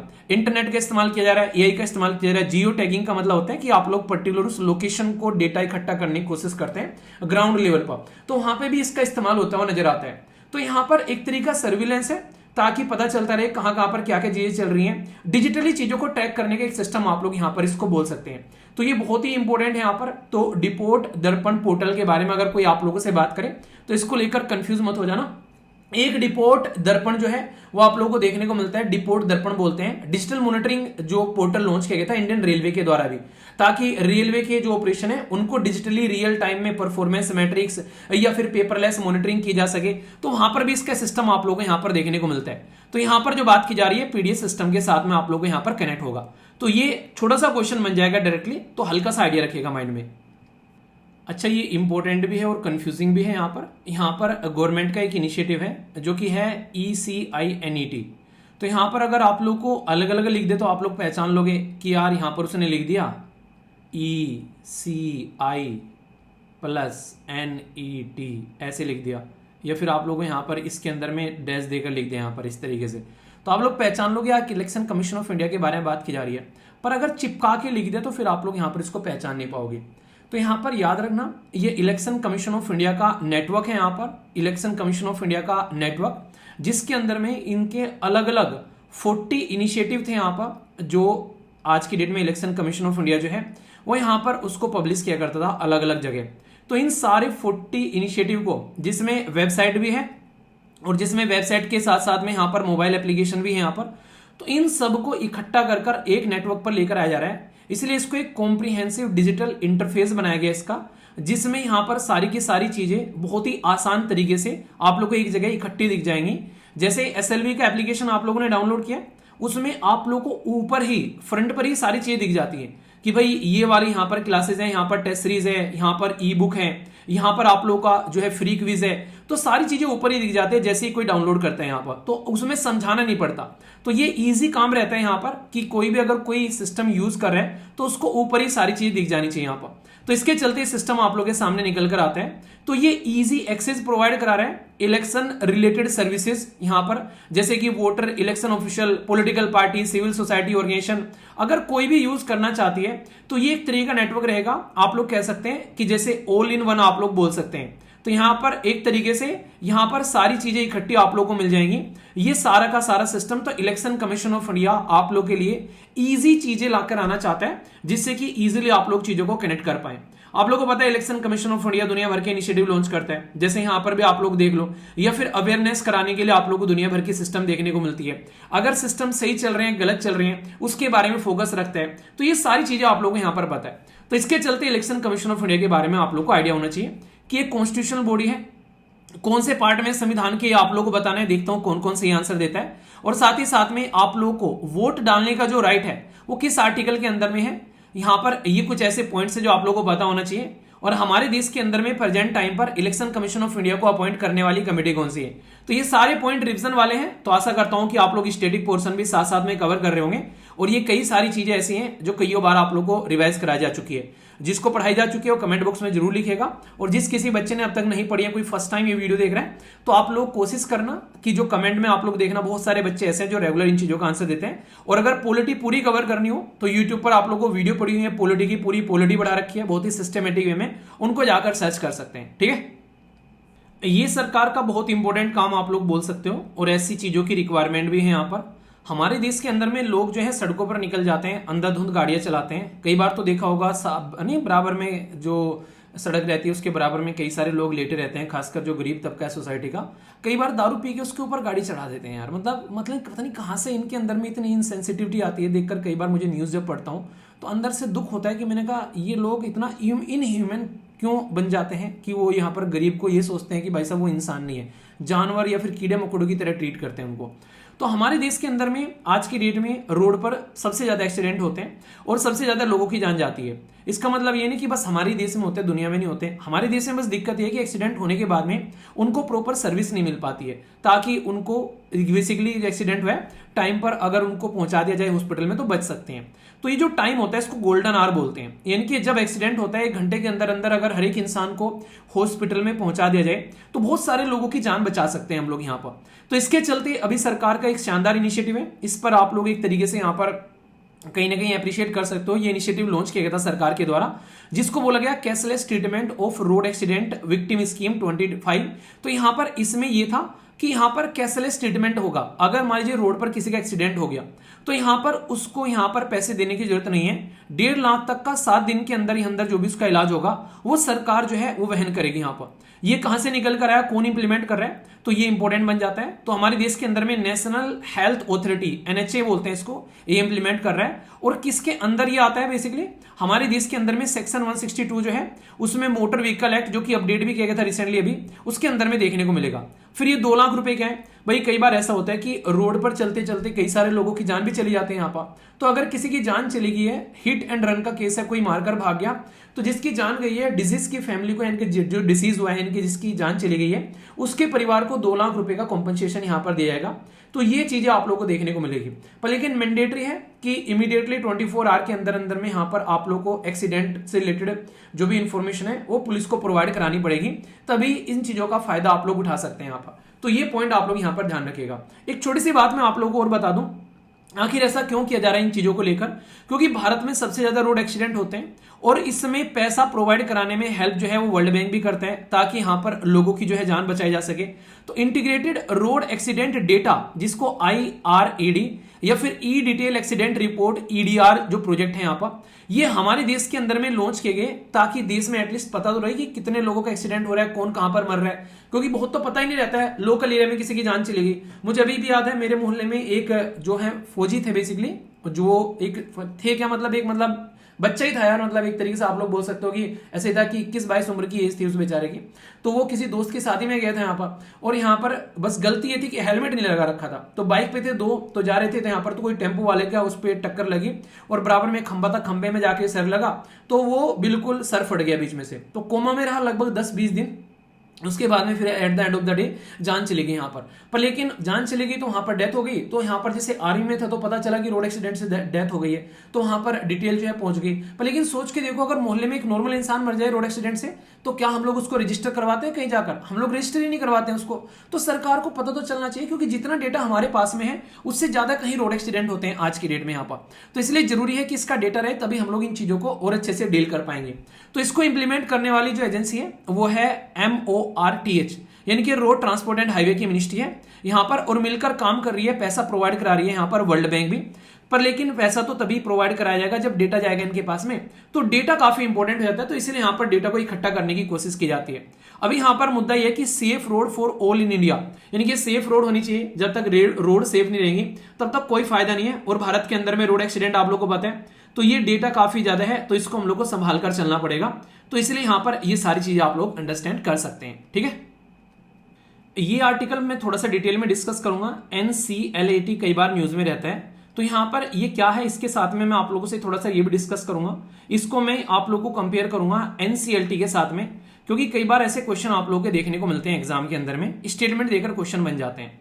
सबसे पहले तो इसकी फुल फॉर्म देखो, NCLAT इसको कहते हैं national company law appellate tribunal, यानी कि एक तरीके से राष्ट्रीय कंपनी कानून अपील न्याय अधिकरण। तो यहां पर अपीलेट का मतलब है अपील, तो अपील का मतलब कब होगा, जब पहले किसी ने केस सुन लिया होगा उसके बाद में यहां पर अपील होगी ना, यानी कि इससे पहले भी यहां पर कोई बॉडी होती होगी। जी हाँ, तो यहां पर पहले रहता है एनसीएलटी, इसको नेशनल कंपनी लॉ ट्रिब्यूनल। अगर यहां से कोई इंसान सेटिस्फाई नहीं है तो फिर यहां पर जाता है, इसमें अपील होती है, तो ये अपीलेट ट्रिब्यूनल कहते हैं इसको। तो एनसीएलटी जो है एक्सेप्ट करता है, एनालाइज करता है एविडेंस, और यहां पर जो भी आज के में कंपनी से रिलेटेड जो सिस्टम है, और फिर यहां पर अगर इसमें चीजें सही सिस्टमेटिक में हो पाती है तो एनसीएलटी जो है फिर उसको डिसीजन को एनालाइज करता है यहां पर। तो ये कलेक्ट करता है फैक्ट एंड एविडेंस, और यहां से सेटिस्फाई नहीं होता फिर यहां पर जाते हैं वो सारे के सारे एविडेंस, यानी कि ये एक तरीके से अपग्रेडेड वर्जन है। जैसे हाई कोर्ट से अगर कोई सेटिस्फाई नहीं है तो सुप्रीम कोर्ट में चला जाता है, तो ऐसे आप लोग समझ सकते हैं, अगर इससे सेटिस्फाई नहीं है तो यहां पर चला जाता है। ठीक है, तो अब थोड़ा सा बात करता हूं इसके बारे में। तो ये national company law appellate tribunal ये एक क्वाज़ी जुडिशियल बॉडी है, यानी कि एक क्वाज़ी जुडिशियल, यानी कि जिसके पास में जुडिशरी की भी पावर है और एडमिनिस्ट्रेटिव पावर आप लोगों को देखने को मिलती है। तो एक ऐसी बॉडी आप लोगों को यहां पर ये नजर आएगी। देखो सबसे पहले तो एक तब मैं आप लोगों को समझा दूं यहां पर ट्रिब्यूनल, इसके बारे में थोड़ा सा ध्यान रखना। ट्रिब्यूनल जो होता है ये एक तरीका का कोर्ट ही आप लोगों को देखने को मिलेगा, पर लेकिन हमारे देश के अंदर में आज के डेट में जैसे कि डिस्ट्रिक्ट कोर्ट हो गए, इसी के साथ में आप लोग को हाई कोर्ट देखने को मिल जाते हैं, सुप्रीम कोर्ट आप लोग को देखने को मिल जाते हैं। तो हमारे देश के अंदर में हायरार्की है, पर लेकिन यहां पर जो केस चला जाता है वो लंबे समय तक चलता रहता है। तो ताकि कुछ केसेस ऐसे हैं अगर लंबे समय तक चलेंगे तो भाई साहब पता चला दिक्कत हो गई, जैसे कि इन्वायरमेंट से रिलेटेड केस है, पता चला जब तक कोर्ट का डिसीजन आ रहा है तब तक पूरा जंगल ही साफ हो गया यहाँ पर, या फिर कोई कंपनी है उससे रिलेटेड केस आ गया तो पता चला कंपनी डूब गई तब तक केस का डिसीजन आया। तो ताकि मैटर को फटाफट सुलझाया जा सके तो हमारे संविधान में संशोधन करके 42वां संविधान में संशोधन किया गया, कॉन्स्टिट्यूशन अमेंडमेंट लेकर आया गया 1976 में। ये आप लोग याद रखना, बहुत ही इंपॉर्टेंट आप लोग को देखने को मिलेगा, क्योंकि ये रिसेंटली अभी सारी चीजें न्यूज में भी रहती हैं तो आप लोग को पता होना चाहिए। तो हमारे देश के अंदर में जो आर्टिकल था, आर्टिकल 323, तो 323 के अंदर में ए आर्टिकल ऐड किया गया, तो यहां पर एडमिनिस्ट्रेटिव ट्रिब्यूनल बनाए गए, और इसके अंदर में बी आर्टिकल ऐड किया गया 323 बी। तो यहां पर आप लोग के बेसिकली दूसरे अदर ट्रिब्यूनल बनाए गए। अदर मतलब कोई टैक्स का मैटर है, कोई इंडस्ट्रियल लेबर का मैटर है, लैंड रिफॉर्म का मैटर है, जैसे ऐसे मैटर आप लोगों को देखने को मिलेंगे। तो ए में जैसे कि एडमिनिस्ट्रेटिव ट्रिब्यूनल और इसमें फिर दूसरे जाएंगे यहां पर, तो ऐसे आप लोग अंडरस्टैंड कर सकते हैं। तो एडमिनिस्ट्रेटिव ट्रिब्यूनल जो होते हैं वो एडमिन से रिलेटेड चीजें आप लोगों को देखते हुए नजर आते हैं, पोस्टिंग के बारे में, सर्विसेज के बारे में, यहां पर इस तरीके से जो यूनियन और स्टेट की रहते हैं उनके बारे में बात करते हैं। जैसे सेंट्रल एडमिनिस्ट्रेटिव ट्रिब्यूनल आप लोग कहते हैं ना नकल चल गई भाई साहब उसमें जाएगा डिवीजन अब तो, ठीक है, तो ऐसे बोल सकते हैं। तो सेंट्रल एडमिनिस्ट्रेटिव हो गया, ऐसे ही ज्वाइंट एडमिनिस्ट्रेटिव ट्रिब्यूनल होता है, ऐसे ही आप लोगों को यहां पर आज की डेट में ट्रिब्यूनल देखने को मिलते हैं। तो ये पॉइंट आप लोग यहां पर ध्यान रखिएगा। दूसरा अगर मैं आप लोगों को बताऊं यहां पर अदर वाले होते हैं, अदर मैटर को देखते हैं। तो ट्रिब्यूनल यहां पर इसका भी बन गया, जैसे कि अदर मैटर अगर बात करें तो national company law appellate tribunal, appeal करने वाला और ट्रिब्यूनल दोनों समझ में आ गए। तो कंपनी से रिलेटेड बात की जा रही है। अब कंपनी क्या है, मतलब ये कोई कंपनी है, यहां पर वो कंपनी जो है दिवालिया हो गया, अब उसने लोन भी ले रखा है, तो भाई कहीं से तो कुछ ना कुछ रिकवर करना पड़ेगा। तो यहां पर फिर ये ट्रिब्यूनल जो है ये काम करते हुए नजर आते हैं। तो यहां पर ये स्टेब्लिश किया गया था 2016 में, और यहां पर कंपनी एक्ट के तहत में इसको बनाया गया यहां पर कि अगर कोई बैंक करप्ट हो जाए, किसी का दिवालिया निकल जाए यहां पर, तो फिर उसका एनालिसिस करने का काम करते हैं। सबसे इंपॉर्टेंट जो है ये क्वेश्चन पूछा गया था यहां पर कि किसकी कमिटी की रिकमेंडेशन के द्वारा यहां पर ये बनाया गया, तो बाल कृष्ण यहां पर एराडी, तो बाल कृष्ण एराडी कमेटी के द्वारा रिकमेंडेशन दी गई थी, जिसके बाद बेसिस पर यहां पर ये बनाया गया। और यहां पर कोई ऐसा नहीं कि सिविल कोड ऑफ प्रोसीजर से यहां पर बाउंड है। आप लोगों को याद होगा जो आप लोगों का पेपर होता है खासकर ईपीएफओ वाला, उसके अंदर में क्वेश्चन पूछा गया था एनजीटी से यहां पर, तो यही स्टेटमेंट यहां पर दे रखी थी उन्होंने। उसमें यहां पर नेशनल ग्रीन ट्रिब्यूनल के बारे में बात की गई थी यहां पर। अच्छा, नेशनल ग्रीन ट्रिब्यूनल कौन से आर्टिकल से यहां पर अपनी पावर निकाल के लेकर आता है बताइए जरा। तो यहां पर इसके अंदर में यही कॉन्सेप्ट दे रखा था कि ये नेचुरल जस्टिस का कॉन्सेप्ट फॉलो करते हैं। और नेचुरल जस्टिस क्या बोलते हैं, जैसे कि किसी को भी बिना सुने आप लोग डिसीजन मत दो, अगर तुमने खुद गुनाह कर रखा है तो अपने ही जो केस में तुम खुद जज बनकर मत बैठ जाओ यहां पर, ताकि प्रॉपर नेचुरल जस्टिस यहां पर चलती रहे। तो ये पॉइंट आप लोग यहां पर समझ सकते हैं। तो ये बहुत ही इंपॉर्टेंट है। तो कमिटी का नाम याद रखना है यहां पर। तो मैंने सारी चीजें बता दी कि नेशनल कंपनी के बारे में बात की जा रही है, अपीलेट क्या होता है, ट्रिब्यूनल क्या होता है, और जो कमिटी है उसके बारे में। तो ये काफी इंपॉर्टेंट टॉपिक आप लोगों को हो जाता है, और दोनों में कंपेयर भी करके मैंने दिखा दिया। आशा करता हूं कि अब आप लोगों को इसको लेकर कोई कंफ्यूजन नहीं होगा, ठीक है। अच्छा, ऐसी चीजें कभी कभी आप लोगों को देखने को मिलती हैं, और जब होती हैं तो थोड़ी सी डिफरेंट हो जाती हैं, तो इसलिए इसके बारे में जरूर ध्यान रखिएगा। ये है आयुर्वेदा डे। आयुर्वेदा डे जो है ये गवर्नमेंट के द्वारा डिसाइड किया गया है कि 23 सितंबर को हर साल यहां पर सेलिब्रेट किया जाएगा। तो ये तो आप लोगों को नॉर्मली न्यूज आप लोगों को देखने को मिल गई थी, कोई दिक्कत नहीं है, तो आप लोगों को पता चल गया था कि हाँ भाई साहब ये ऐसी न्यूज निकल कर आए थे कि 23 को सितंबर को ऑब्जर्व किया जाएगा एनुअली। पर इंटरेस्टिंग बात मैं आप लोगों को बताऊं, किसी को अगर ये लगता है कि बस 2025 से हम लोगों ने ये आयुर्वेदा डे जो है वो सेलिब्रेट करना स्टार्ट कर दिया था, तो इसको लेकर आप लोग कंफ्यूज मत हो जाना, क्योंकि इससे पहले भी आयुर्वेदा डे जो है वो सेलिब्रेट किया जाता था। क्योंकि गवर्नमेंट ऑफ जो बेसिकली जो गवर्नमेंट ऑफ इंडिया जो मिनिस्ट्री ऑफ आयुष है, उसने यहाँ पर 2016 में यहाँ पर धनतेरस वाले दिन जो है ये नेशनल आयुर्वेदा डे सेलिब्रेट करना स्टार्ट किया। तो जो पहली बार यहाँ पर डे आप लोगों को देखने को मिला था ये 28 अक्टूबर को यहाँ पर देखने को मिला था 2016 में। तो वहां से चीजें स्टार्ट हुई थी, पर लेकिन धनतेरस वाला जो दिन है यहाँ पर उससे सेलिब्रेशन देखने को मिला यहाँ पर। तो अभी फिलहाल क्या कर दिया गया, अभी डेट जो है वो यहाँ पर फिक्स कर दी गई है ताकि एक पर्टिकुलर डेट पर ये आप लोग को हर साल देखने को मिले, क्योंकि धनतेरस जो है वो एक तरीके से हिंदू कैलेंडर के हिसाब से चीजें चलती हैं। तो अभी यहाँ पर हम लोगों ने यहाँ पर ये पर्टिकुलर 23 सितंबर फिक्स कर दिया गया है यहाँ पर, तो इसके हिसाब से अब ये डे सेलिब्रेट किया जाएगा। तो ऐसे आप लोग यहाँ पर समझ सकते हैं। तो अगर कोई स्टेटमेंट दे दे कि पहले ये डे सेलिब्रेट नहीं किया था 2025 से ही सेलिब्रेट करना स्टार्ट किया हम लोगों ने, तो ऐसा नहीं है, ये 2016 से चलता हुआ आ रहा है। तो ये इस तरीके से पैटर्न आप लोग समझिएगा। पर फिलहाल 2025 से हम लोगों ने इसकी डेट फिक्स कर दी कि हाँ अब लोग ये जो डे है ये हम लोग इस तरीके से सेलिब्रेट करेंगे। तो ये पॉइंट आप लोग ध्यान रखना। तो यूजुअली धनतेरस आप लोग बोल सकते हैं, जो कि अक्टूबर या फिर नवंबर के महीने में देखने को मिलता था, तो इसको फिक्स कर दिया क्योंकि धनतेरस की डेट चेंज होती रहती है, जैसे होली दीपावली की हमारी डेट चेंज होती रहती है, डेट थोड़ी ना फिक्स होती है क्योंकि हिंदू कैलेंडर के हिसाब से हम लोग काम करते हैं वहां पर। तो इसलिए अब यहाँ पर ये सिस्टमेटिक वे में वन डे रहेगा तो प्रिपेयर कर पाएंगे, पता चलेगा उस टाइम पर फिक्स रहेगा, लोगों को ज्यादा एक तरीके से ज्यादा जागरूक हो पाएंगे लोग। पहले तो नहीं डेट चेंज होती रहती थी तो लोगों को याद नहीं रहता, किसी चीज को लेकर अगर फिक्स कर देते हैं तो सही रहता है। तो आप लोग समझ सकते हैं कि डेट फिक्स हो गई, जैसे आप लोग का बर्थडे है तो आप लोग को याद है सबको कि हाँ यार उस डेट पर आता है, सोचो अलग अलग डेट होती रहे आप लोग के बर्थडे की, तो कैसा रहेगा कि नहीं अब की बार इस दिन सेलिब्रेट करेंगे, अगली बार उस दिन सेलिब्रेट करेंगे, तो कैसा लगेगा। तो ये अवेयरनेस फैलाने के लिए ये काम किया गया, क्योंकि आयुर्वेदा अब ओनली भारत के बारे में बात नहीं करता है, ग्लोबल हेल्थ के बारे में बात करता है, और इसी को ध्यान में रखते हुए हम लोगों ने ये डेट फिक्स की है। ठीक है, एक और छोटा सा इंपॉर्टेंट पॉइंट है, ये भी आप लोग यहां पर ध्यान रखिएगा, ये भी आप लोगों से पूछा जा सकता है कि फिलहाल जो है आयुर्वेदा यानी कि जो ट्रेडिशनल मेडिसिन होती है उसको लेकर हम लोग गुजरात डिक्लेरेशन के बारे में बात करते हैं। तो गुजरात डिक्लेरेशन यहां पर एक ऐसा सिस्टम लाया गया था जिसके अंदर में गुजरात के अंदर में यहां पर हम लोगों ने बोला था कि डिजिटल फॉर्म में हम लोग आयुर्वेदा की नॉलेज को लिखेंगे ताकि दुनिया भर में इस नॉलेज को स्प्रेड किया जा सके, क्योंकि ये बहुत ही इंपॉर्टेंट एक ऐसा सिस्टम है जो कि एंशिएंट टाइम से हमारे देश के अंदर में फॉलो किया जाता है। तो हम लोग इसको और आगे लेकर बढ़ना चाहते हैं, तो इसकी वजह से भी यहां पर ये न्यूज में आया था। तो बेसिक है, इंपॉर्टेंट है, स्टार लगाना। और इस पर्टिकुलर प्रोग्राम की मैं आप लोग को 2 डायमेंशन बताऊंगा। नाम है कैंपस कॉलिंग। कैंपस से आप लोगों को समझ में आता है कि नॉर्मली स्कूल के बारे में बात की जा रही है, स्कूल कॉलेज के जो कैंपस होते हैं तो उसके बारे में बात की जा रही है। तो यहाँ पर जो NCW है, इनके नेशनल कमीशन फॉर वुमेन है, वो जेंडर सेंसिटिविटी के बारे में बात की जा रही है। कैंपस के अंदर में, स्कूल के अंदर में लगभग 1000 यूनिवर्सिटी और कॉलेज के अंदर में ये इनिशिएटिव लॉन्च किया गया, क्योंकि हमारे देश के अंदर में महिला आज की डेट में चाहे कहीं भी हो, चाहे वो स्कूल के अंदर में हो, कॉलेज के अंदर में हो, चाहे आज के दिन में हॉस्पिटल के अंदर में हो, भाई साहब कई सारे ऐसे रेप के इंसिडेंट देखने को मिले जिन्होंने पूरे देश को झकझोर कर रख दिया। तो ऐसे टाइम पर वुमेन और यहाँ पर महिलाएं और लड़कियों के बारे में अवेयरनेस फैलाना यहाँ पर, ताकि उनको बचाया जा सके हरासमेंट से, सेक्सुअली किसी तरीके से उनको हरास किया जा रहा है या फिर साइबर तरीके से कोई उनकी बुलिंग की जा रही है, उनके ऊपर भद्दे कमेंट किए जा रहे हैं, तो इसको रोकने का काम किया गया हमारे देश के अंदर में। तो ये इनिशिएटिव है नेशनल कमीशन फॉर वुमेन का। तो ये इंपॉर्टेंट है जो आप लोगों को यहाँ पर ध्यान रखना है। तो डायरेक्ट क्वेश्चन आप लोगों से पूछा जा सकता है कि ये पर्टिकुलर इनिशिएटिव किसका है, तो नेशनल कमीशन फॉर वुमेन का ये इनिशिएटिव आप लोगों को देखने को मिलेगा। अब जो मेन इंपॉर्टेंट चीज है ये आप लोगों को ध्यान में रखनी है।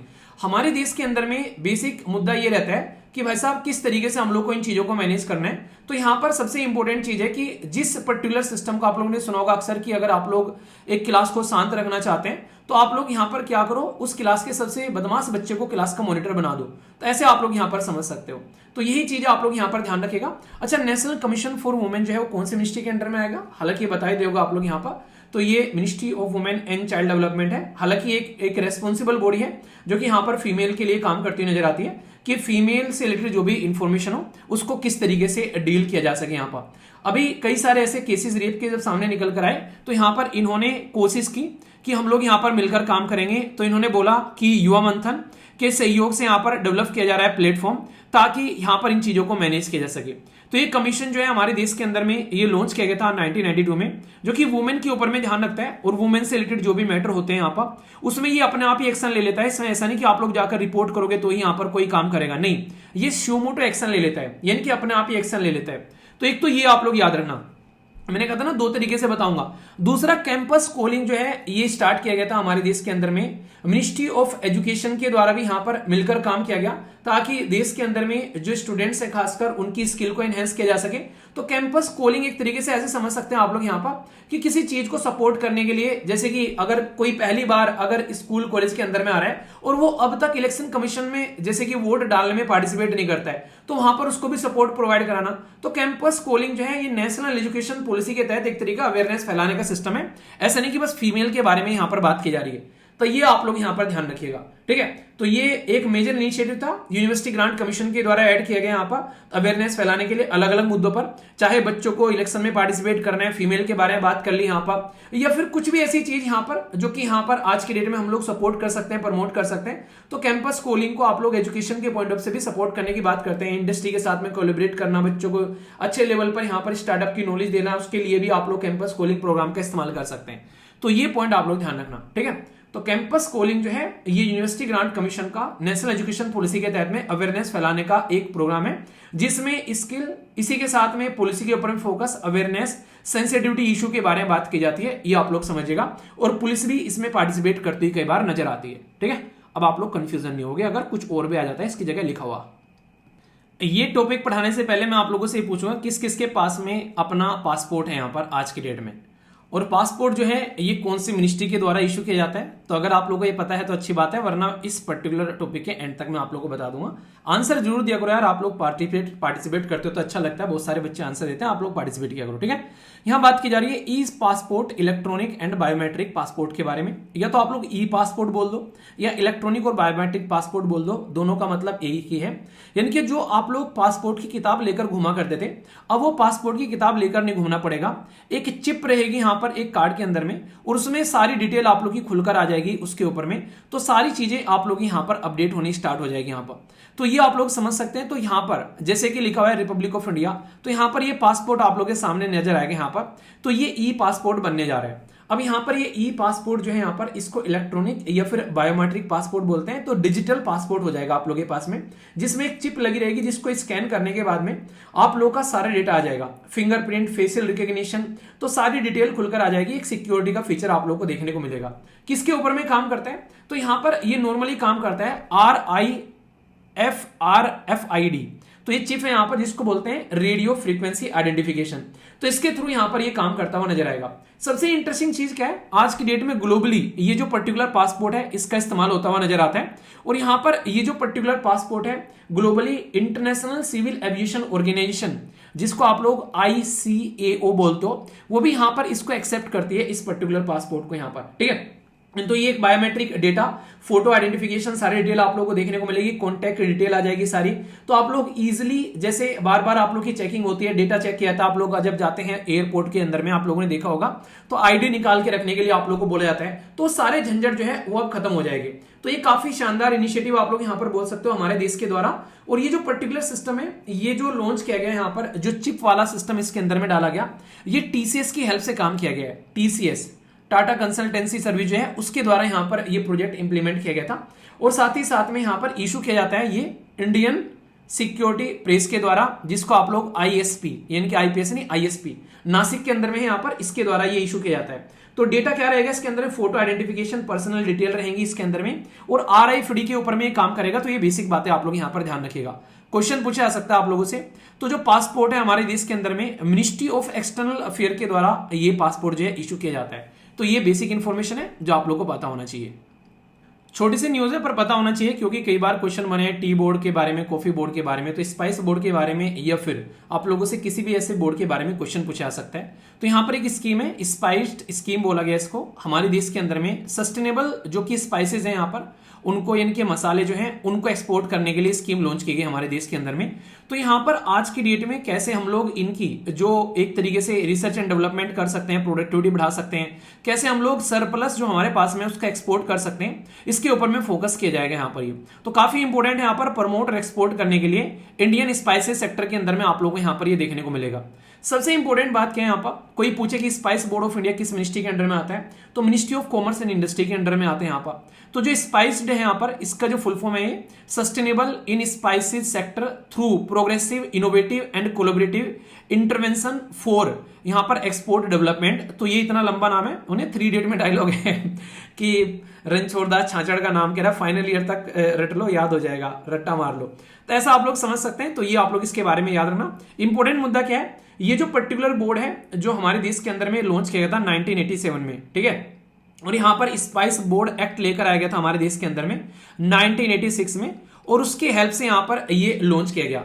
इसका हेडक्वार्टर जो है वो आप लोग को देखने को मिलेगा केरला के अंदर में, यानी कि केरला के अंदर में इसका हेडक्वार्टर है। तो ये पर्टिकुलर हमारे देश के अंदर में जो काम करता है, ये एक तरीके से कहीं ना कहीं एक्सपोर्ट के लिए, खासकर इसके अंदर में लगभग 52 के करीब एक्सपोर्ट प्रमोशन जो आप लोग को यहाँ पर स्पाइसेस देखने को मिलेंगे, जिसमें जैसे आप लोग बोलते हैं कि कई सारे स्पाइसेस इसके अंदर में इनको आप लोग को देखने को मिलेंगे।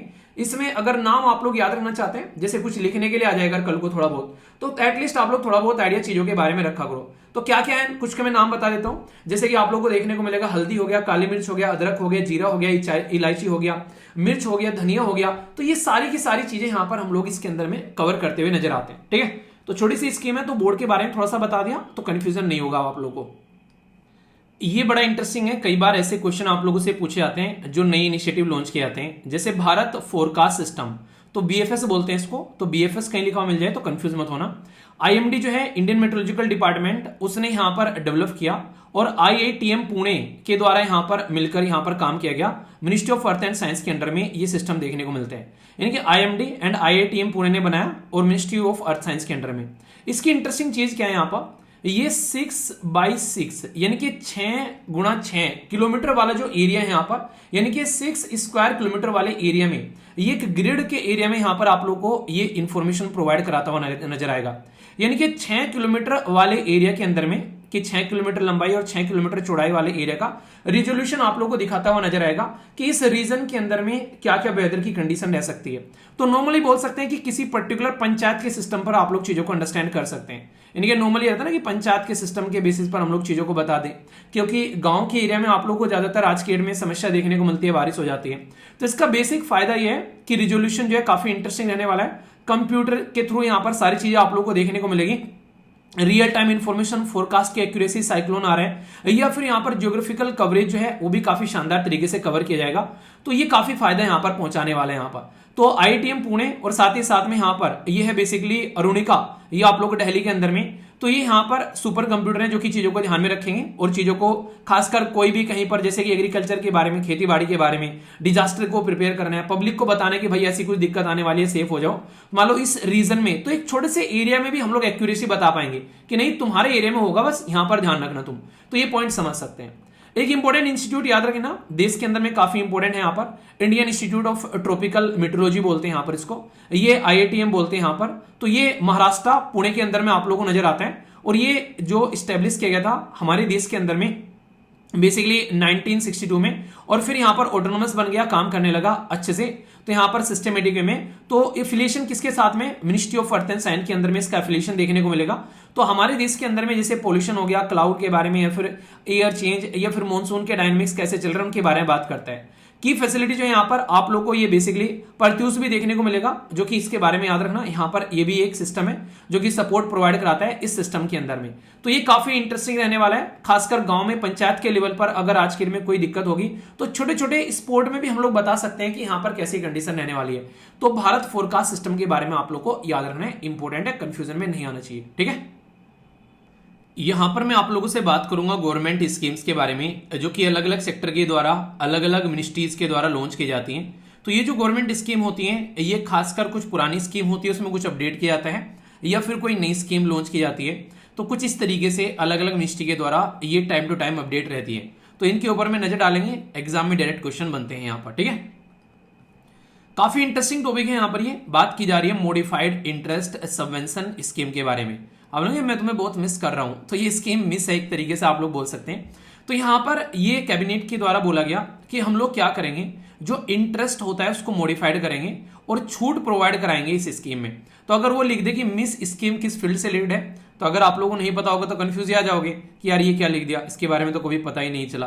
तो ये मॉडिफाइड इंटरेस्ट सबवेंशन स्कीम है, तो नॉर्मली मॉडिफाइड करके इंटरेस्ट कम ही दिया जाएगा, यानी कि एक तरीके से लोगों से कम इंटरेस्ट लेना।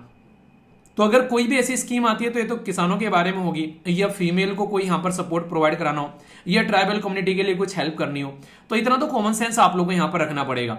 तो ये जो स्कीम है ये सेंट्रल सेक्टर स्कीम है, यानी कि सेंट्रल गवर्नमेंट सारा काम यहाँ पर करने वाली है, स्टेट गवर्नमेंट के ऊपर इसका कोई बोझ नहीं आएगा।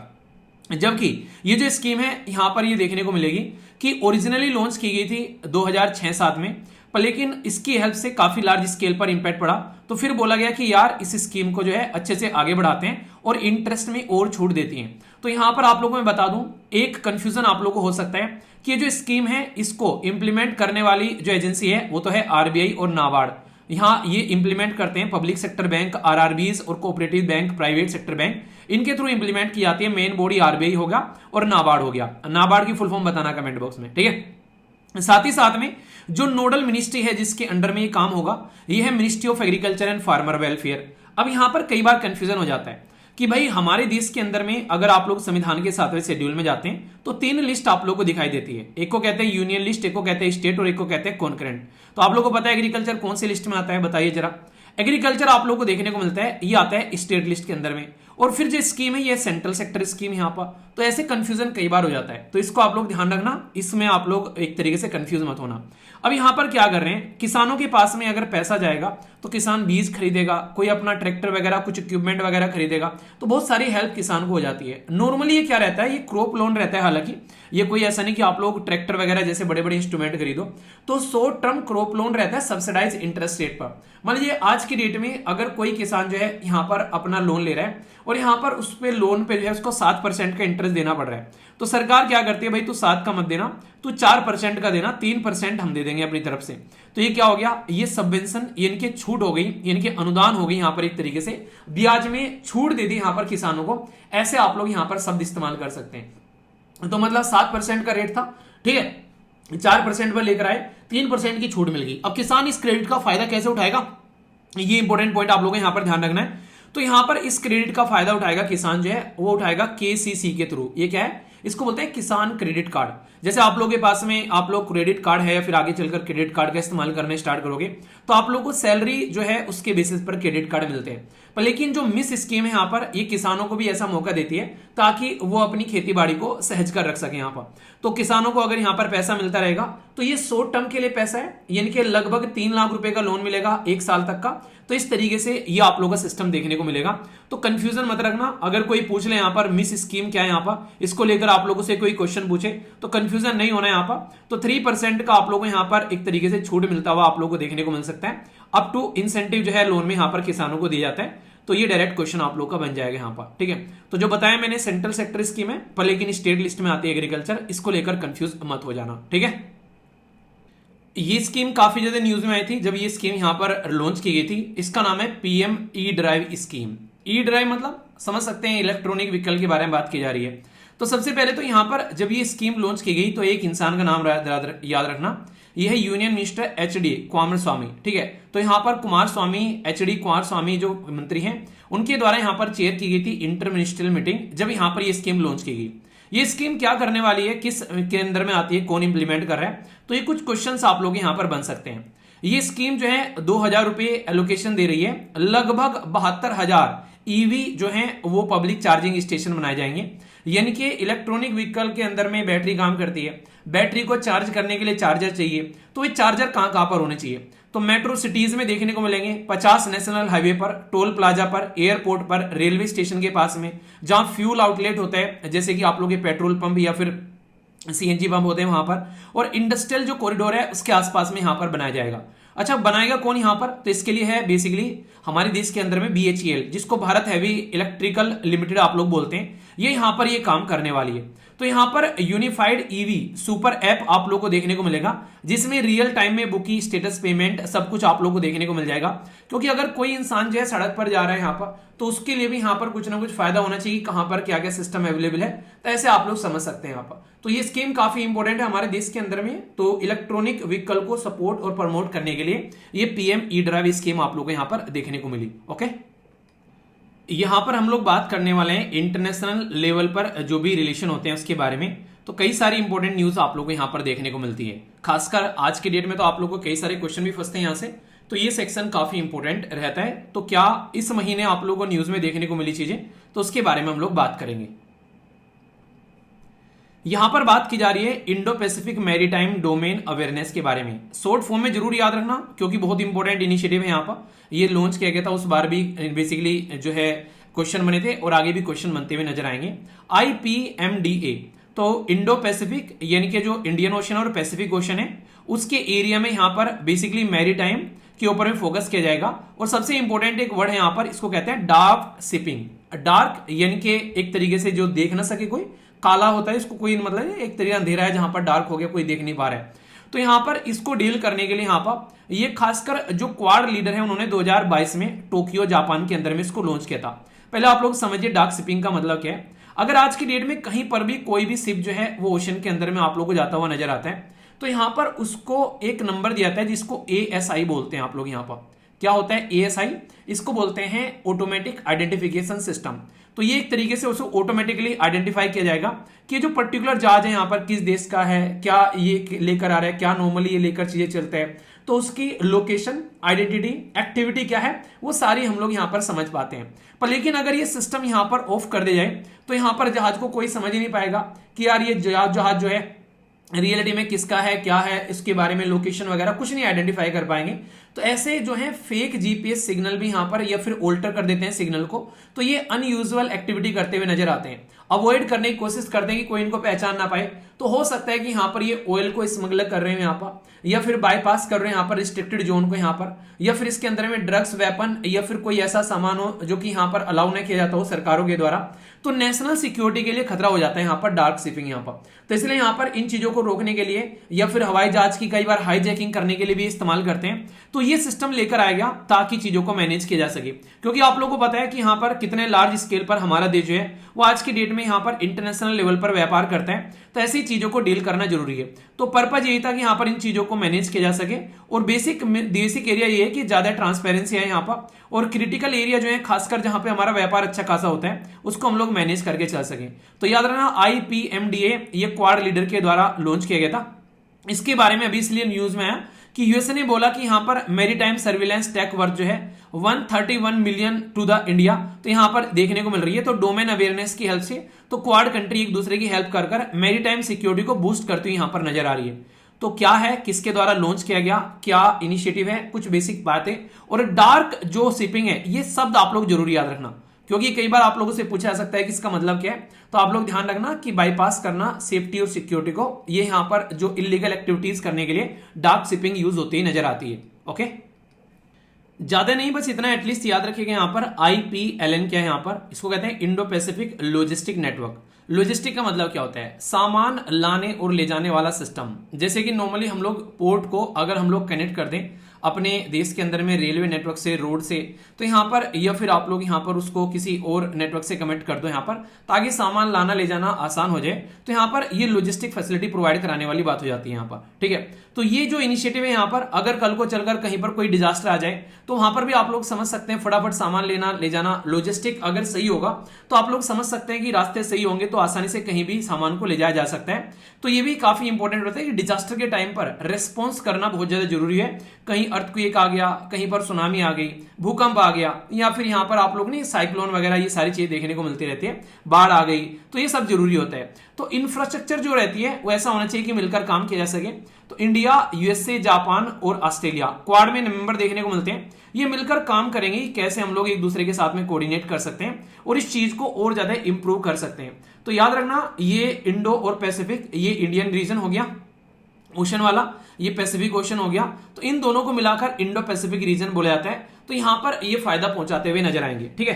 तो ये बहुत ही इंपॉर्टेंट है, इसके बारे में आप लोगों को पता होना चाहिए। अच्छा, इनके बीच में एक एक्सरसाइज भी होती है जिसको मालाबार एक्सरसाइज कहते हैं। आप लोगों को यहां पर ये बताना है कि वो कभी स्टार्ट की गई थी और किन दो देशों के बीच में उसको स्टार्ट किया गया था। तो ये छोटा सा पॉइंट भी आप लोग जरूर याद रखिएगा। अच्छा, वैसे तो आप लोग यहाँ पर पढ़ते रहते हैं जैसे ब्रिक के बारे में या फिर ब्रिक डेवलपमेंट बैंक के बारे में, जिसको न्यू डेवलपमेंट बैंक बोलते हैं। तो कई बार आप लोगों से क्वेश्चन ये पूछ लिया जाता है, अगर कोई नई कंट्री जो है वो पर्टिकुलर बैंक को अगर ज्वाइन कर लेती है तो उसका नाम आप लोगों से पूछ लिया जाता है। तो याद रखना, न्यू डेवलपमेंट बैंक यहाँ पर जो है इसको आप लोग ब्रिक बैंक भी कहते हो। ये स्टेब्लिश किया गया था 2015 में, एग्रीमेंट साइन किया गया था यहाँ पर 2014 में। और ये यहाँ पर जब एग्रीमेंट हुआ था तो ये हुआ था फोर्ट लेज। तो फोर्ट जो लेज है यहाँ पर ये सबमिट हुई थी। ये पर्टिकुलर इस सबमिट के ड्यूरेशन में इसका फाउंडेशन रखा गया था। तो ये जो बैंक है इसका हेडक्वार्टर आप लोग को संघाई चाइना के अंदर में देखने को मिलेगा और रीजनल ऑफिस जो है इसके साउथ अफ्रीका और ब्राजील के अंदर भी आप लोग को नजर आ जाएंगे। जो मेंबर्स हैं वो यहाँ पर ओपन है to the all UN member, ताकि यहाँ पर इसके साथ में मिलकर काम कर सके। पर यहाँ पर ब्रिक कंट्री जो है 55% मिनिमम शेयर होल्डिंग आप लोग को यहाँ पर देखने को मिलती है। तो यानी कि इनका कंट्रोल रहेगा इस बैंक के ऊपर में। ये नहीं चाहते कि वर्ल्ड बैंक या फिर आईएमएफ की तरह यहाँ पर वेस्टर्न वर्ल्ड इसके ऊपर में कंट्रोल करे। तो अल्जीरिया एक कंट्री है, अफ्रीकन कंट्री, इसके द्वारा अभी इस पर्टिकुलर बैंक को ज्वाइन कर लिया गया है। तो क्वेश्चन आप लोगों से पूछा जा सकता है कि जब भी कोई नया मेंबर किसी पर्टिकुलर सिस्टम में ज्वाइन होता है तो ये पॉइंट आप लोग याद रख सकते हैं। जब कोई भी ऑर्गेनाइजेशन ऐसी हो जहां पर भारत जो है उसका चेयरमैन बने या फिर मेंबर बने तो न्यूज में रहती है, तो आप लोगों को उसके बारे में पता होना चाहिए। तो यहां पर बात की जा रही है एपीओ के बारे में। एपीओ क्या है? आईपीओ नहीं, एपीओ। इसको बोलते हैं एशियन प्रोडक्टिविटी ऑर्गेनाइजेशन। यानी कि जो एशिया वाला रीजन है उसके अंदर में प्रोडक्टिविटी के बारे में बात की जाती है। और ये इसकी 67th गवर्निंग बॉडी की मीटिंग जो है जकार्ता इंडोनेशिया के अंडर में देखने को मिली थी। तो भारत ने इसका चार्ज ले लिया है एज ए चेयरमैन के तौर पर यहाँ पर। तो ये क्या करती है, इसका ऑब्जेक्टिव ये रहता है, देखो अगर आप लोग यहाँ पर प्रोडक्टिविटी बढ़ाओगे तो यहाँ पर अच्छे लेवल पर आप लोग यहाँ पर डेवलपमेंट कर पाओगे।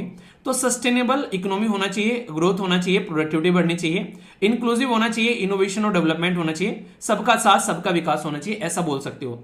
तो ये Tokyo base inter governmental body है यहाँ पर, जो कि आप लोगों को देखने को मिल रही है। टोक्यो में इसका हेडक्वार्टर है और ये बूस्ट करती है एशिया और पैसिफिक वाले रीजन में प्रोडक्टिविटी को।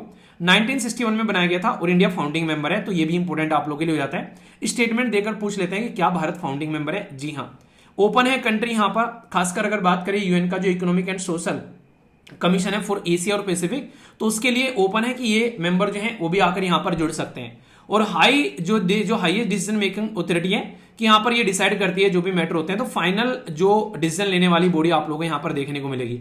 तो भारत मेंबर बना है, इसीलिए आप लोगों के लिए यहाँ पर ये इंपॉर्टेंट हो जाता है। प्रोडक्टिविटी के बारे में अगर कोई पूछे तो आप लोगों को यहाँ पर इसके बारे में एटलीस्ट पता होना चाहिए कि हम चेयरपर्सन बने, ठीक है। इसमें एक छोटी सी चीज और ऐड करके रखना आप लोग, नेशनल प्रोडक्टिविटी काउंसिल है यहाँ पर, जो कि इनकी चीजों को इंप्लीमेंट करती है भारत के अंदर भी, जो कि department of promotion for industry and trade, जो कि यहाँ पर इंटरनल ट्रेड डीपीआईआईपी, जो कि मिनिस्ट्री ऑफ कॉमर्स के अंडर में आती है। तो यहाँ पर ये क्या करती है, ये टोक्यो बेस्ड जो ऑर्गेनाइजेशन है उसके डिसीजन को इंप्लीमेंट करती है ताकि भारत के अंदर में भी प्रोडक्टिविटी बढ़ाई जा सके और अच्छे लेवल पर। अच्छा, कंफ्यूज मत हो जाना, भारत चेयरमैन बना है पर लेकिन मीटिंग जकार्ता इंडोनेशिया में देखने को मिली थी, ठीक है। तो इसको लेकर कंफ्यूज मत होना। तो यहाँ पर इसको लेकर हमारे देश के अंदर भी काम किया जाता है अच्छे लेवल पर। यहाँ पर उनका फोकस यही है कि कैसे हम लोग कमिटमेंट बनाए कि एपीओ का विजन है 2030 तक का ग्रीन प्रोडक्टिविटी के ऊपर फोकस किया जाए। तो यानी कि इन्वायरमेंट फ्रेंडली चीजों के ऊपर में काम करने की कोशिश इसके द्वारा की जाती है। तो भारत भी उन्हीं चीजों को ध्यान में रखते हुए आगे बढ़ेगा, यानी कि भारत भी इनकी चीजों को जो है वो सपोर्ट करता हुआ यहाँ पर नजर आता है। तो ये इंपॉर्टेंट पॉइंट आप लोग यहाँ पर ध्यान रखना, ठीक है। तो कंफ्यूजन नहीं होना चाहिए। ये तो कहावत आप लोगों ने सुनी होगी, हेल्थ इज वेल्थ, इसके बारे में आप लोगों को पता होना चाहिए। ये पर्टिकुलर टॉपिक में डिजीज वगैरह या फिर उससे रिलेटेड जो इंपैक्ट होते हैं या फिर किसकी रिलेटेड बीमारी होती है, जैसे वायरस है या फिर यहाँ पर किसी और बैक्टीरिया या किसी और रीजन की वजह से बीमारी देखने को मिलती है, तो उसके बारे में यहाँ पर बात की जाती है।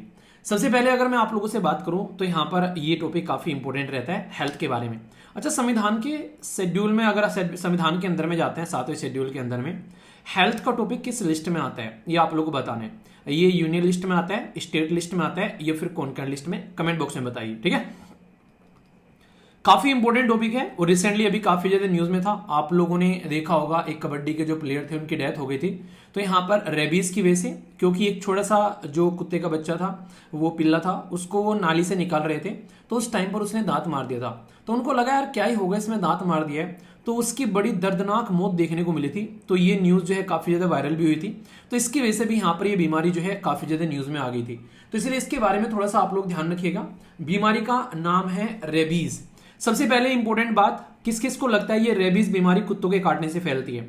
मुझे पहले यही लगता था, पर लेकिन ऐसा नहीं है कि कुत्तों के काटने से ही फैलती है। यहाँ पर ये दूसरे जानवरों की वजह से भी आप लोगों को फैलती है, यहाँ पर नजर आती है। तो ये पॉइंट आप लोग यहाँ पर ध्यान रखिएगा।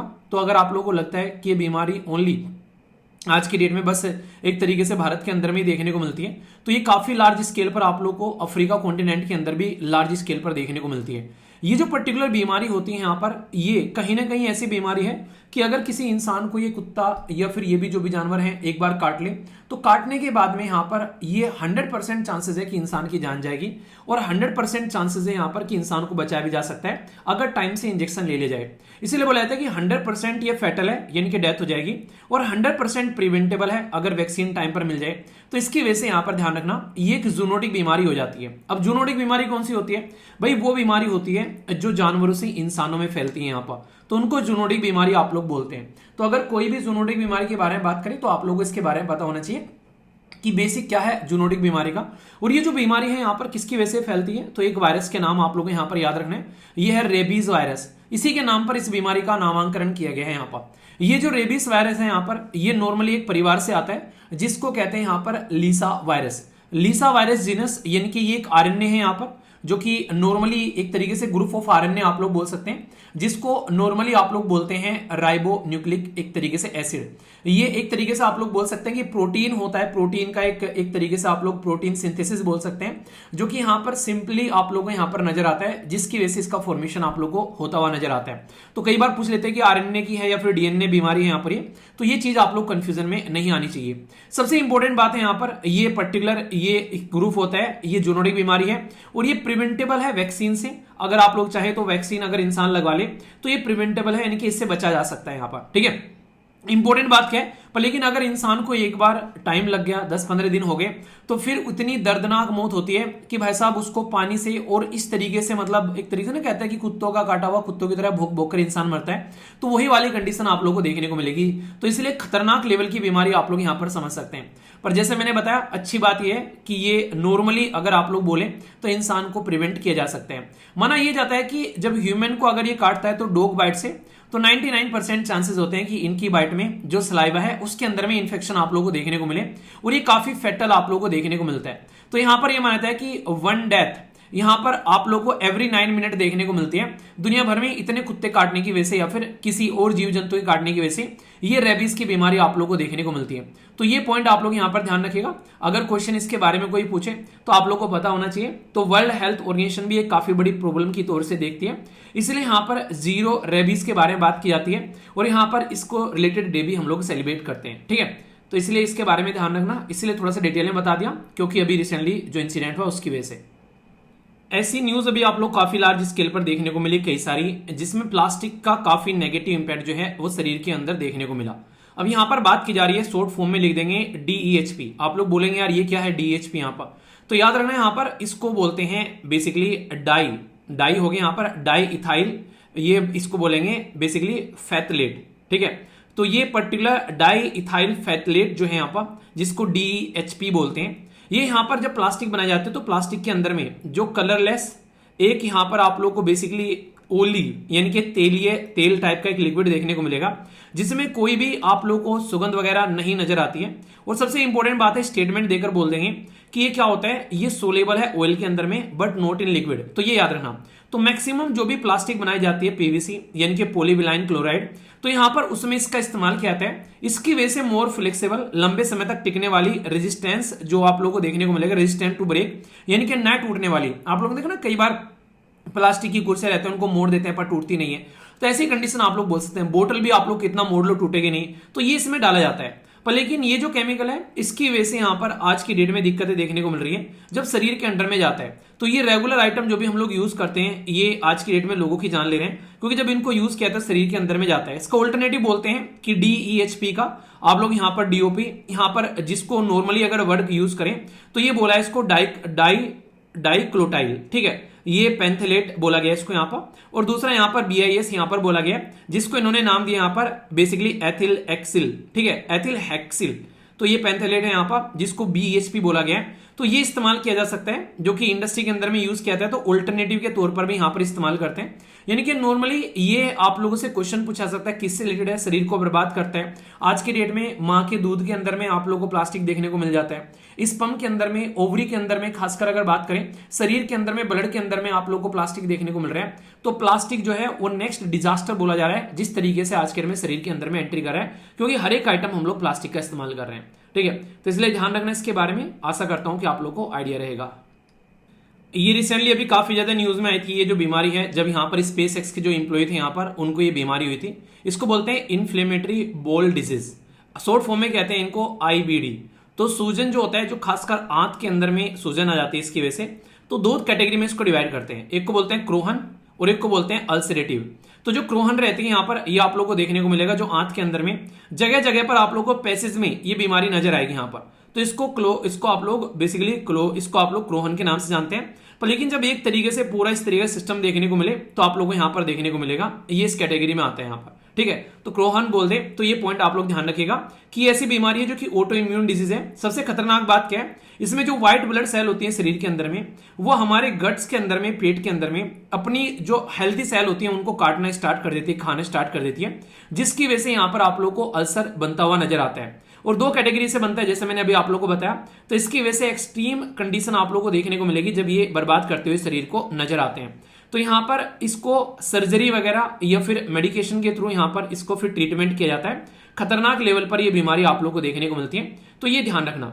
नॉर्मली जो अल्सरेटिव होती है ये आप लोग को लार्ज इंटेस्टाइन में मेनली देखने को मिलती है, पर लेकिन जो ये होती है, जो क्रोहन होती है, ये दोनों पे आप लोग का इंपैक्ट डालती हुई नजर आती है यहाँ पर। तो ये कुछ इंपॉर्टेंट पॉइंट है, खासकर ऐसी बीमारी जब आती है तो कंफ्यूजन आप लोगों को नहीं होना चाहिए। और ये तो आप लोग को पता है कि कितना इंपॉर्टेंट होता है आज की डेट में हमारे बॉडी के अंदर में जो आंत होती है हमारी, किस तरीके से शरीर को बैलेंस करती है। तो इसलिए इनका हेल्दी रहना बहुत ज्यादा जरूरी है। तो ये बीमारी न्यूज में थी। एक रिपोर्ट है जो कि यहाँ पर हेल्थ से रिलेटेड है, यहाँ पर बात की जा रही है state of the world animal health report.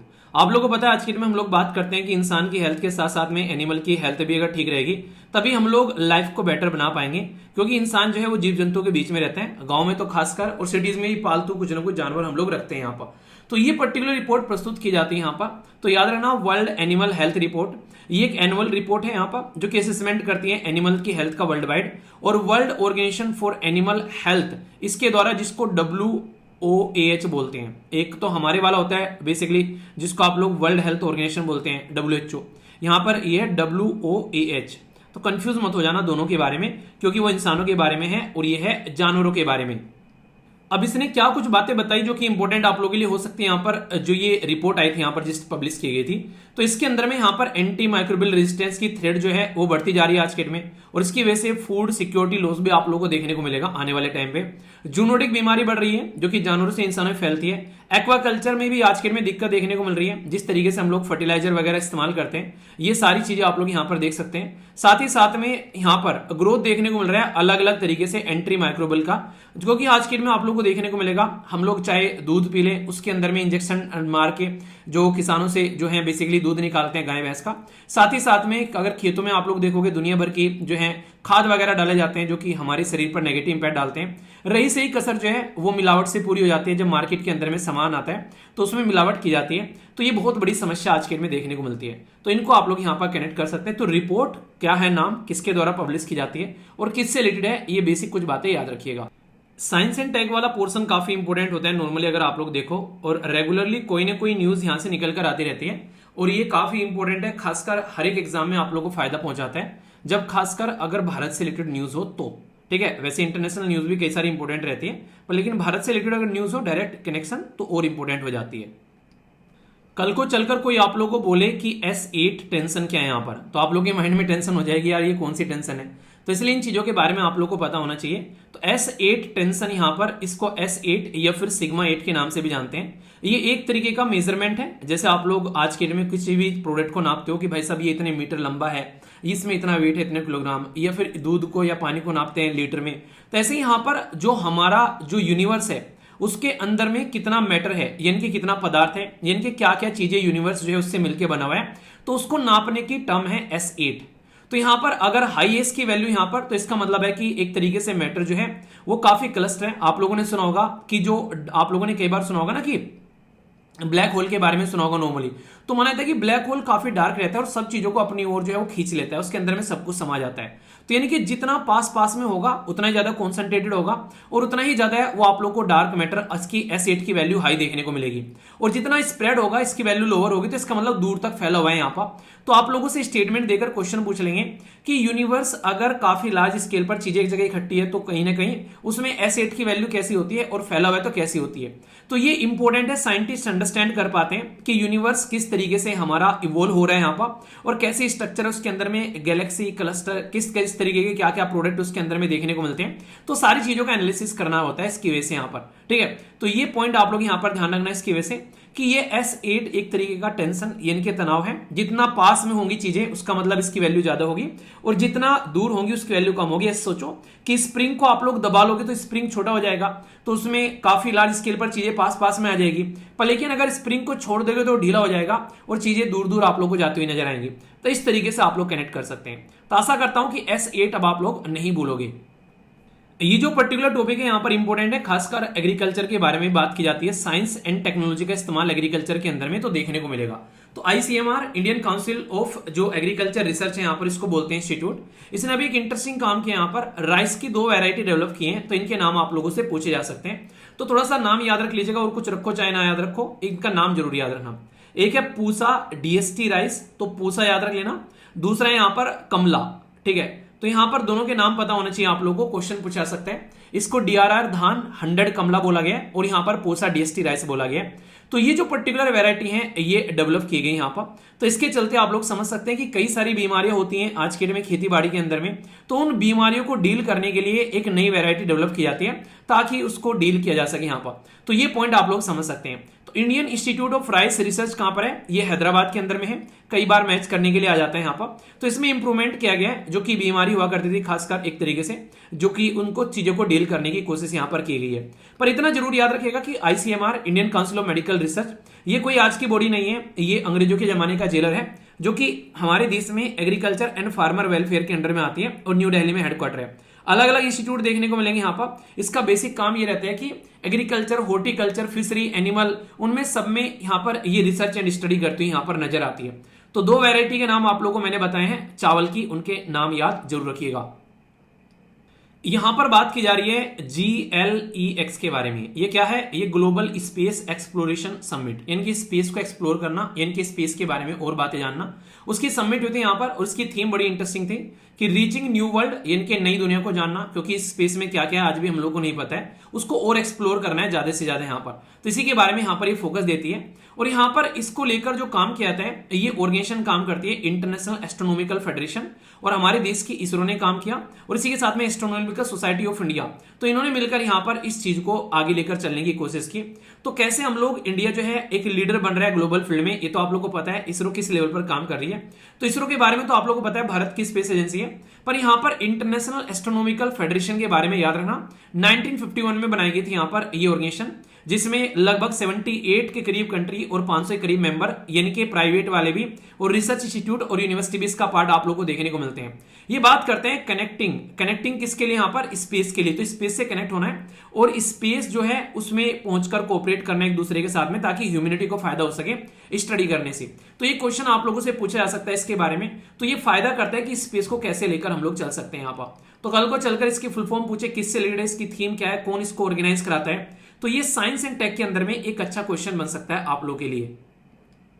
Vitamin D बोलने में तो लगता है कि यार फ्री में होता है बेसिकली। अगर आप लोग सूरज की रोशनी में अपने शरीर जो है वो 20 से 25 मिनट अगर अपने आप को लेकर जाते हो, मॉर्निंग या फिर इवनिंग की धूप लेते हो, तो आप लोग की बॉडी अपने आप विटामिन डी को जो है वो फॉर्म कर लेती है। यानी कि नेचुरली बॉडी जो है वो प्रोड्यूस करती है विटामिन डी, पर लेकिन उसके लिए आप लोग को एक्सपोज करने की जरूरत है। कहां पर? सूरज की रोशनी के अंदर में, सनलाइट में, जो कि अल्ट्रावायलेट जो करने होती है बी, उनके में एक्सपोज करने की जरूरत है। अब इंटरेस्टिंग चीज क्या है, जैसे पेड़ पौधे जो हैं वो फोटोसिंथेसिस की क्रिया करते हैं, प्रकाश संश्लेषण की क्रिया, कब? जब उनके ऊपर सूरज की रोशनी पड़ती है। ऐसे ही हमारे शरीर के ऊपर में जब यहां पर सूरज की रोशनी पड़ती है तो हम लोग विटामिन डी प्रोड्यूस करते हैं, और इसका काफी हेल्प होता है कैल्शियम, मैग्नीशियम और जो फॉस्फेट होता है उसको हमारी बॉडी के अंदर में एब्जॉर्ब कराने में। यानी खाना तो आप लोग खा लेते हो, उसके अंदर में भले ही कितना कैल्शियम, मैग्नीशियम, फॉस्फेट हो, पर लेकिन शरीर उसको एब्जॉर्ब नहीं करेगा जब तक शरीर में विटामिन डी आप लोग को देखने को नहीं मिले। इसलिए या तो विटामिन डी के आप लोग अपना गोली वगैरह खाओ, चाहे कुछ भी करो। अगर आप लोग कहीं ऐसी जगह रहते हो, फ्लैट्स वगैरह में, जहां से आप लोग बाहर नहीं निकलते हो, या फिर आप लोग लाइब्रेरी में रहते हो पूरे दिन पढ़ने के चक्कर में, पर लेकिन एटलीस्ट विटामिन डी का ध्यान रखो, वरना शरीर जो है काफी प्रॉब्लम आप लोग फेस करनी पड़ जाएगी आप लोग को। तो ये जरूरी है यहाँ पर एटलीस्ट अपने आप को थोड़ी देर के लिए आप लोग सूरज की रोशनी के अंडर में जरूर लेकर आइए। क्वेश्चन बनता है कैसा विटामिन है, तो ये फैट सोलेबल विटामिन आप लोग को देखने को मिलेगा, जो कि एक तरीके से वसा यानी कि फैट में घुल जाते हैं यहाँ पर। तो बॉडी के अंदर में मसल मूवमेंट, जो नर्वस फंक्शन होता है, यहाँ पर इम्यून सिस्टम को बूस्ट करने का भी काम करता है, तो काफी इंपॉर्टेंट है। इसलिए देश के अंदर में देखो सोचने की बात है, हम लोग एक ऐसी कंट्री है जो कि ट्रॉपिकल रीजन में पाए जाते हैं। हमारे देश के अंदर से ट्रॉपिक ऑफ कैंसर होकर गुजरती है, उसके बाद भी इंडिया में सरकार को यहां पर रोड मैप बनाना पड़ रहा है कि विटामिन डी की डेफिशिएंसी को कैसे डील करें यहां पर। तो ये काफी इंपॉर्टेंट यहां पर हो जाता है। तो इस चीज को आप लोग समझ सकते हैं, ये काफी डिफरेंट है, इसके बारे में आप लोग ध्यान रखिएगा। अभी इंपॉर्टेंट बात क्या है, vitamin A, vitamin B one, vitamin C, vitamin D, calcium, iodine, iron, इनकी डेफिशिएंसी की वजह से कई सारे रोग होते हैं और उनके सिम्टम्स भी यहां पर है। तो और कुछ याद रखो न रखो, बस ये जरूर याद रखना, विटामिन ए अगर आप लोग लेते हो तो जो इसकी डिफिशियंसी होती है, तो यहां पर अगर आप लोग इसको नहीं लेते हो तो जो है इंसान को दिखना कम हो जाएगा। नेक्स्ट यहां पर B1, ये बेरी बेरी रोग होता है। सी, इस कर्वी आप लोग को देखने को मिलते हैं, इसमें बेरी बेरी में वीक हो जाती है मसल, में एनर्जी काफी कम देखने को मिलेगी।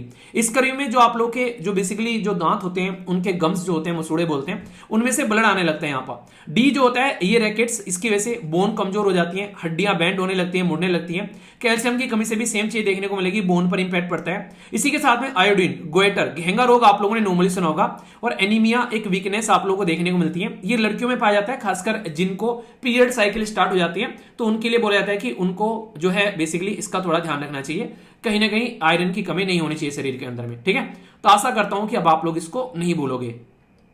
अच्छा, एक छोटी सी बात और बता दूं, एक्स्ट्रा इन्फॉर्मेशन है, अगर कल को चलकर क्वेश्चन बन जाए इन डायरेक्ट वे में यहाँ पर, क्योंकि ये आर्टिकल काफी डिटेल में कवर किया था और यहाँ पर एडिटोरियल भी छपा था इसका, रेगुलर जो न्यूज़पेपर हम लोग डिस्कस करते हैं कई सारे। तो यहाँ पर अगर एक बच्चा है, इन्फेंट है, यानी कि 1 साल के अंदर है यहाँ पर, तो उसको 400 इंटरनेशनल यूनिट की रिक्वायरमेंट होती है। जैसे किलोग्राम, मीटर, लीटर में नापते हैं, ऐसे ही यहाँ पर धूप को इंटरनेशनल यूनिट में नापते हैं, जो विटामिन के बारे में बात कर रहे हैं। धूप नहीं मतलब विटामिन डी को। ठीक है, एक अगर बच्चा यहाँ पर 18 से नीचे एज है उसकी, तो यहाँ पर लगभग 600 इंटरनेशनल यूनिट आप लोग को देखने को मिलती है। साथ ही यहाँ पर जो आप लोग बात करें 19 से लेकर 70 के बीच में भी 600 रहती है, पर लेकिन बुजुर्ग लोगों को ज्यादा धूप की रिक्वायरमेंट होती है, याद रखना। प्रेग्नेंट वुमेन या फिर ब्रेस्ट फीडिंग वुमेन है, जो कि बच्चे को दूध पिलाती है, उसको 600 इंटरनेशनल यूनिट की रिक्वायरमेंट होती है। और अगर आप लोग एक बार धूप में बैठ जाते हो लगभग 30 मिनट तक का, तो यहां पर आप लोगों के शरीर के अंदर में लगभग 5 से लेकर 6000 इंटरनेशनल यूनिट आप लोग की कवर हो जाती है। यानी कि पर डे का अगर हिसाब आप लोग कहां भरो, अगर आप लोग एक बार अल्टरनेट डेट में भी अगर धूप में बैठते रहते हैं तो सनलाइट में आप लोग का काम कंप्लीट होता रहता है। ऐसे आप लोग कनेक्ट कर सकते हैं। ठीक है, और बाकी कैप्सूल्स आते हैं जिसमें 6000 यूनिट की बात की जाती है, एक हफ्ते के लिए कैप्सूल काफी है, उससे भी आप लोग कनेक्ट कर सकते हैं। ठीक है, लेक्चर सुनने के बाद में अगर आप लोगों को लग रहा है इसकी पीडीएफ चाहिए तो आप लोग यहां पर देख सकते हैं। तो ये आप लोगों को देखने को मिलेगा हमारी वेबसाइट studyloverv.in के नाम से, तो यहां से जाकर आप लोग डाउनलोड कर सकते हैं। यहां पर जाएंगे फ्री क्लासेस के अंदर में, तो यहां पर आप लोगों को मंथली पीडीएफ मिल जाएंगी सारी, या फिर आप लोग इसको टेलीग्राम से भी जाकर डाउनलोड कर सकते हैं। उसका लिंक मैं वीडियो के नीचे प्रोवाइड करा दूंगा। लेक्चर कैसा लगा जरूर बताना, और कितना रेट करना चाहोगे इस लेक्चर को तो बताना जरूर, फीडबैक जरूर दे दिया करो, इससे पता चलता रहता है कि आप लोग कैसे एंजॉय कर रहे हो। और नेक्स्ट वीडियो के लिए तैयार रहना, जल्द ही वो भी पब्लिश की जाएगी। तो इतने पेशेंस के साथ में लेक्चर को सुनने के लिए तहे दिल से धन्यवाद। नेक्स्ट सेशन में मिलता हूं, तब तक अपना ध्यान रखिए। बड़ों को नमस्ते, छोटों को प्यार, छोटी सी लाइफ में एंजॉय करार। मिलता हूं नेक्स्ट सेशन में, तब तक के लिए जय हिंद।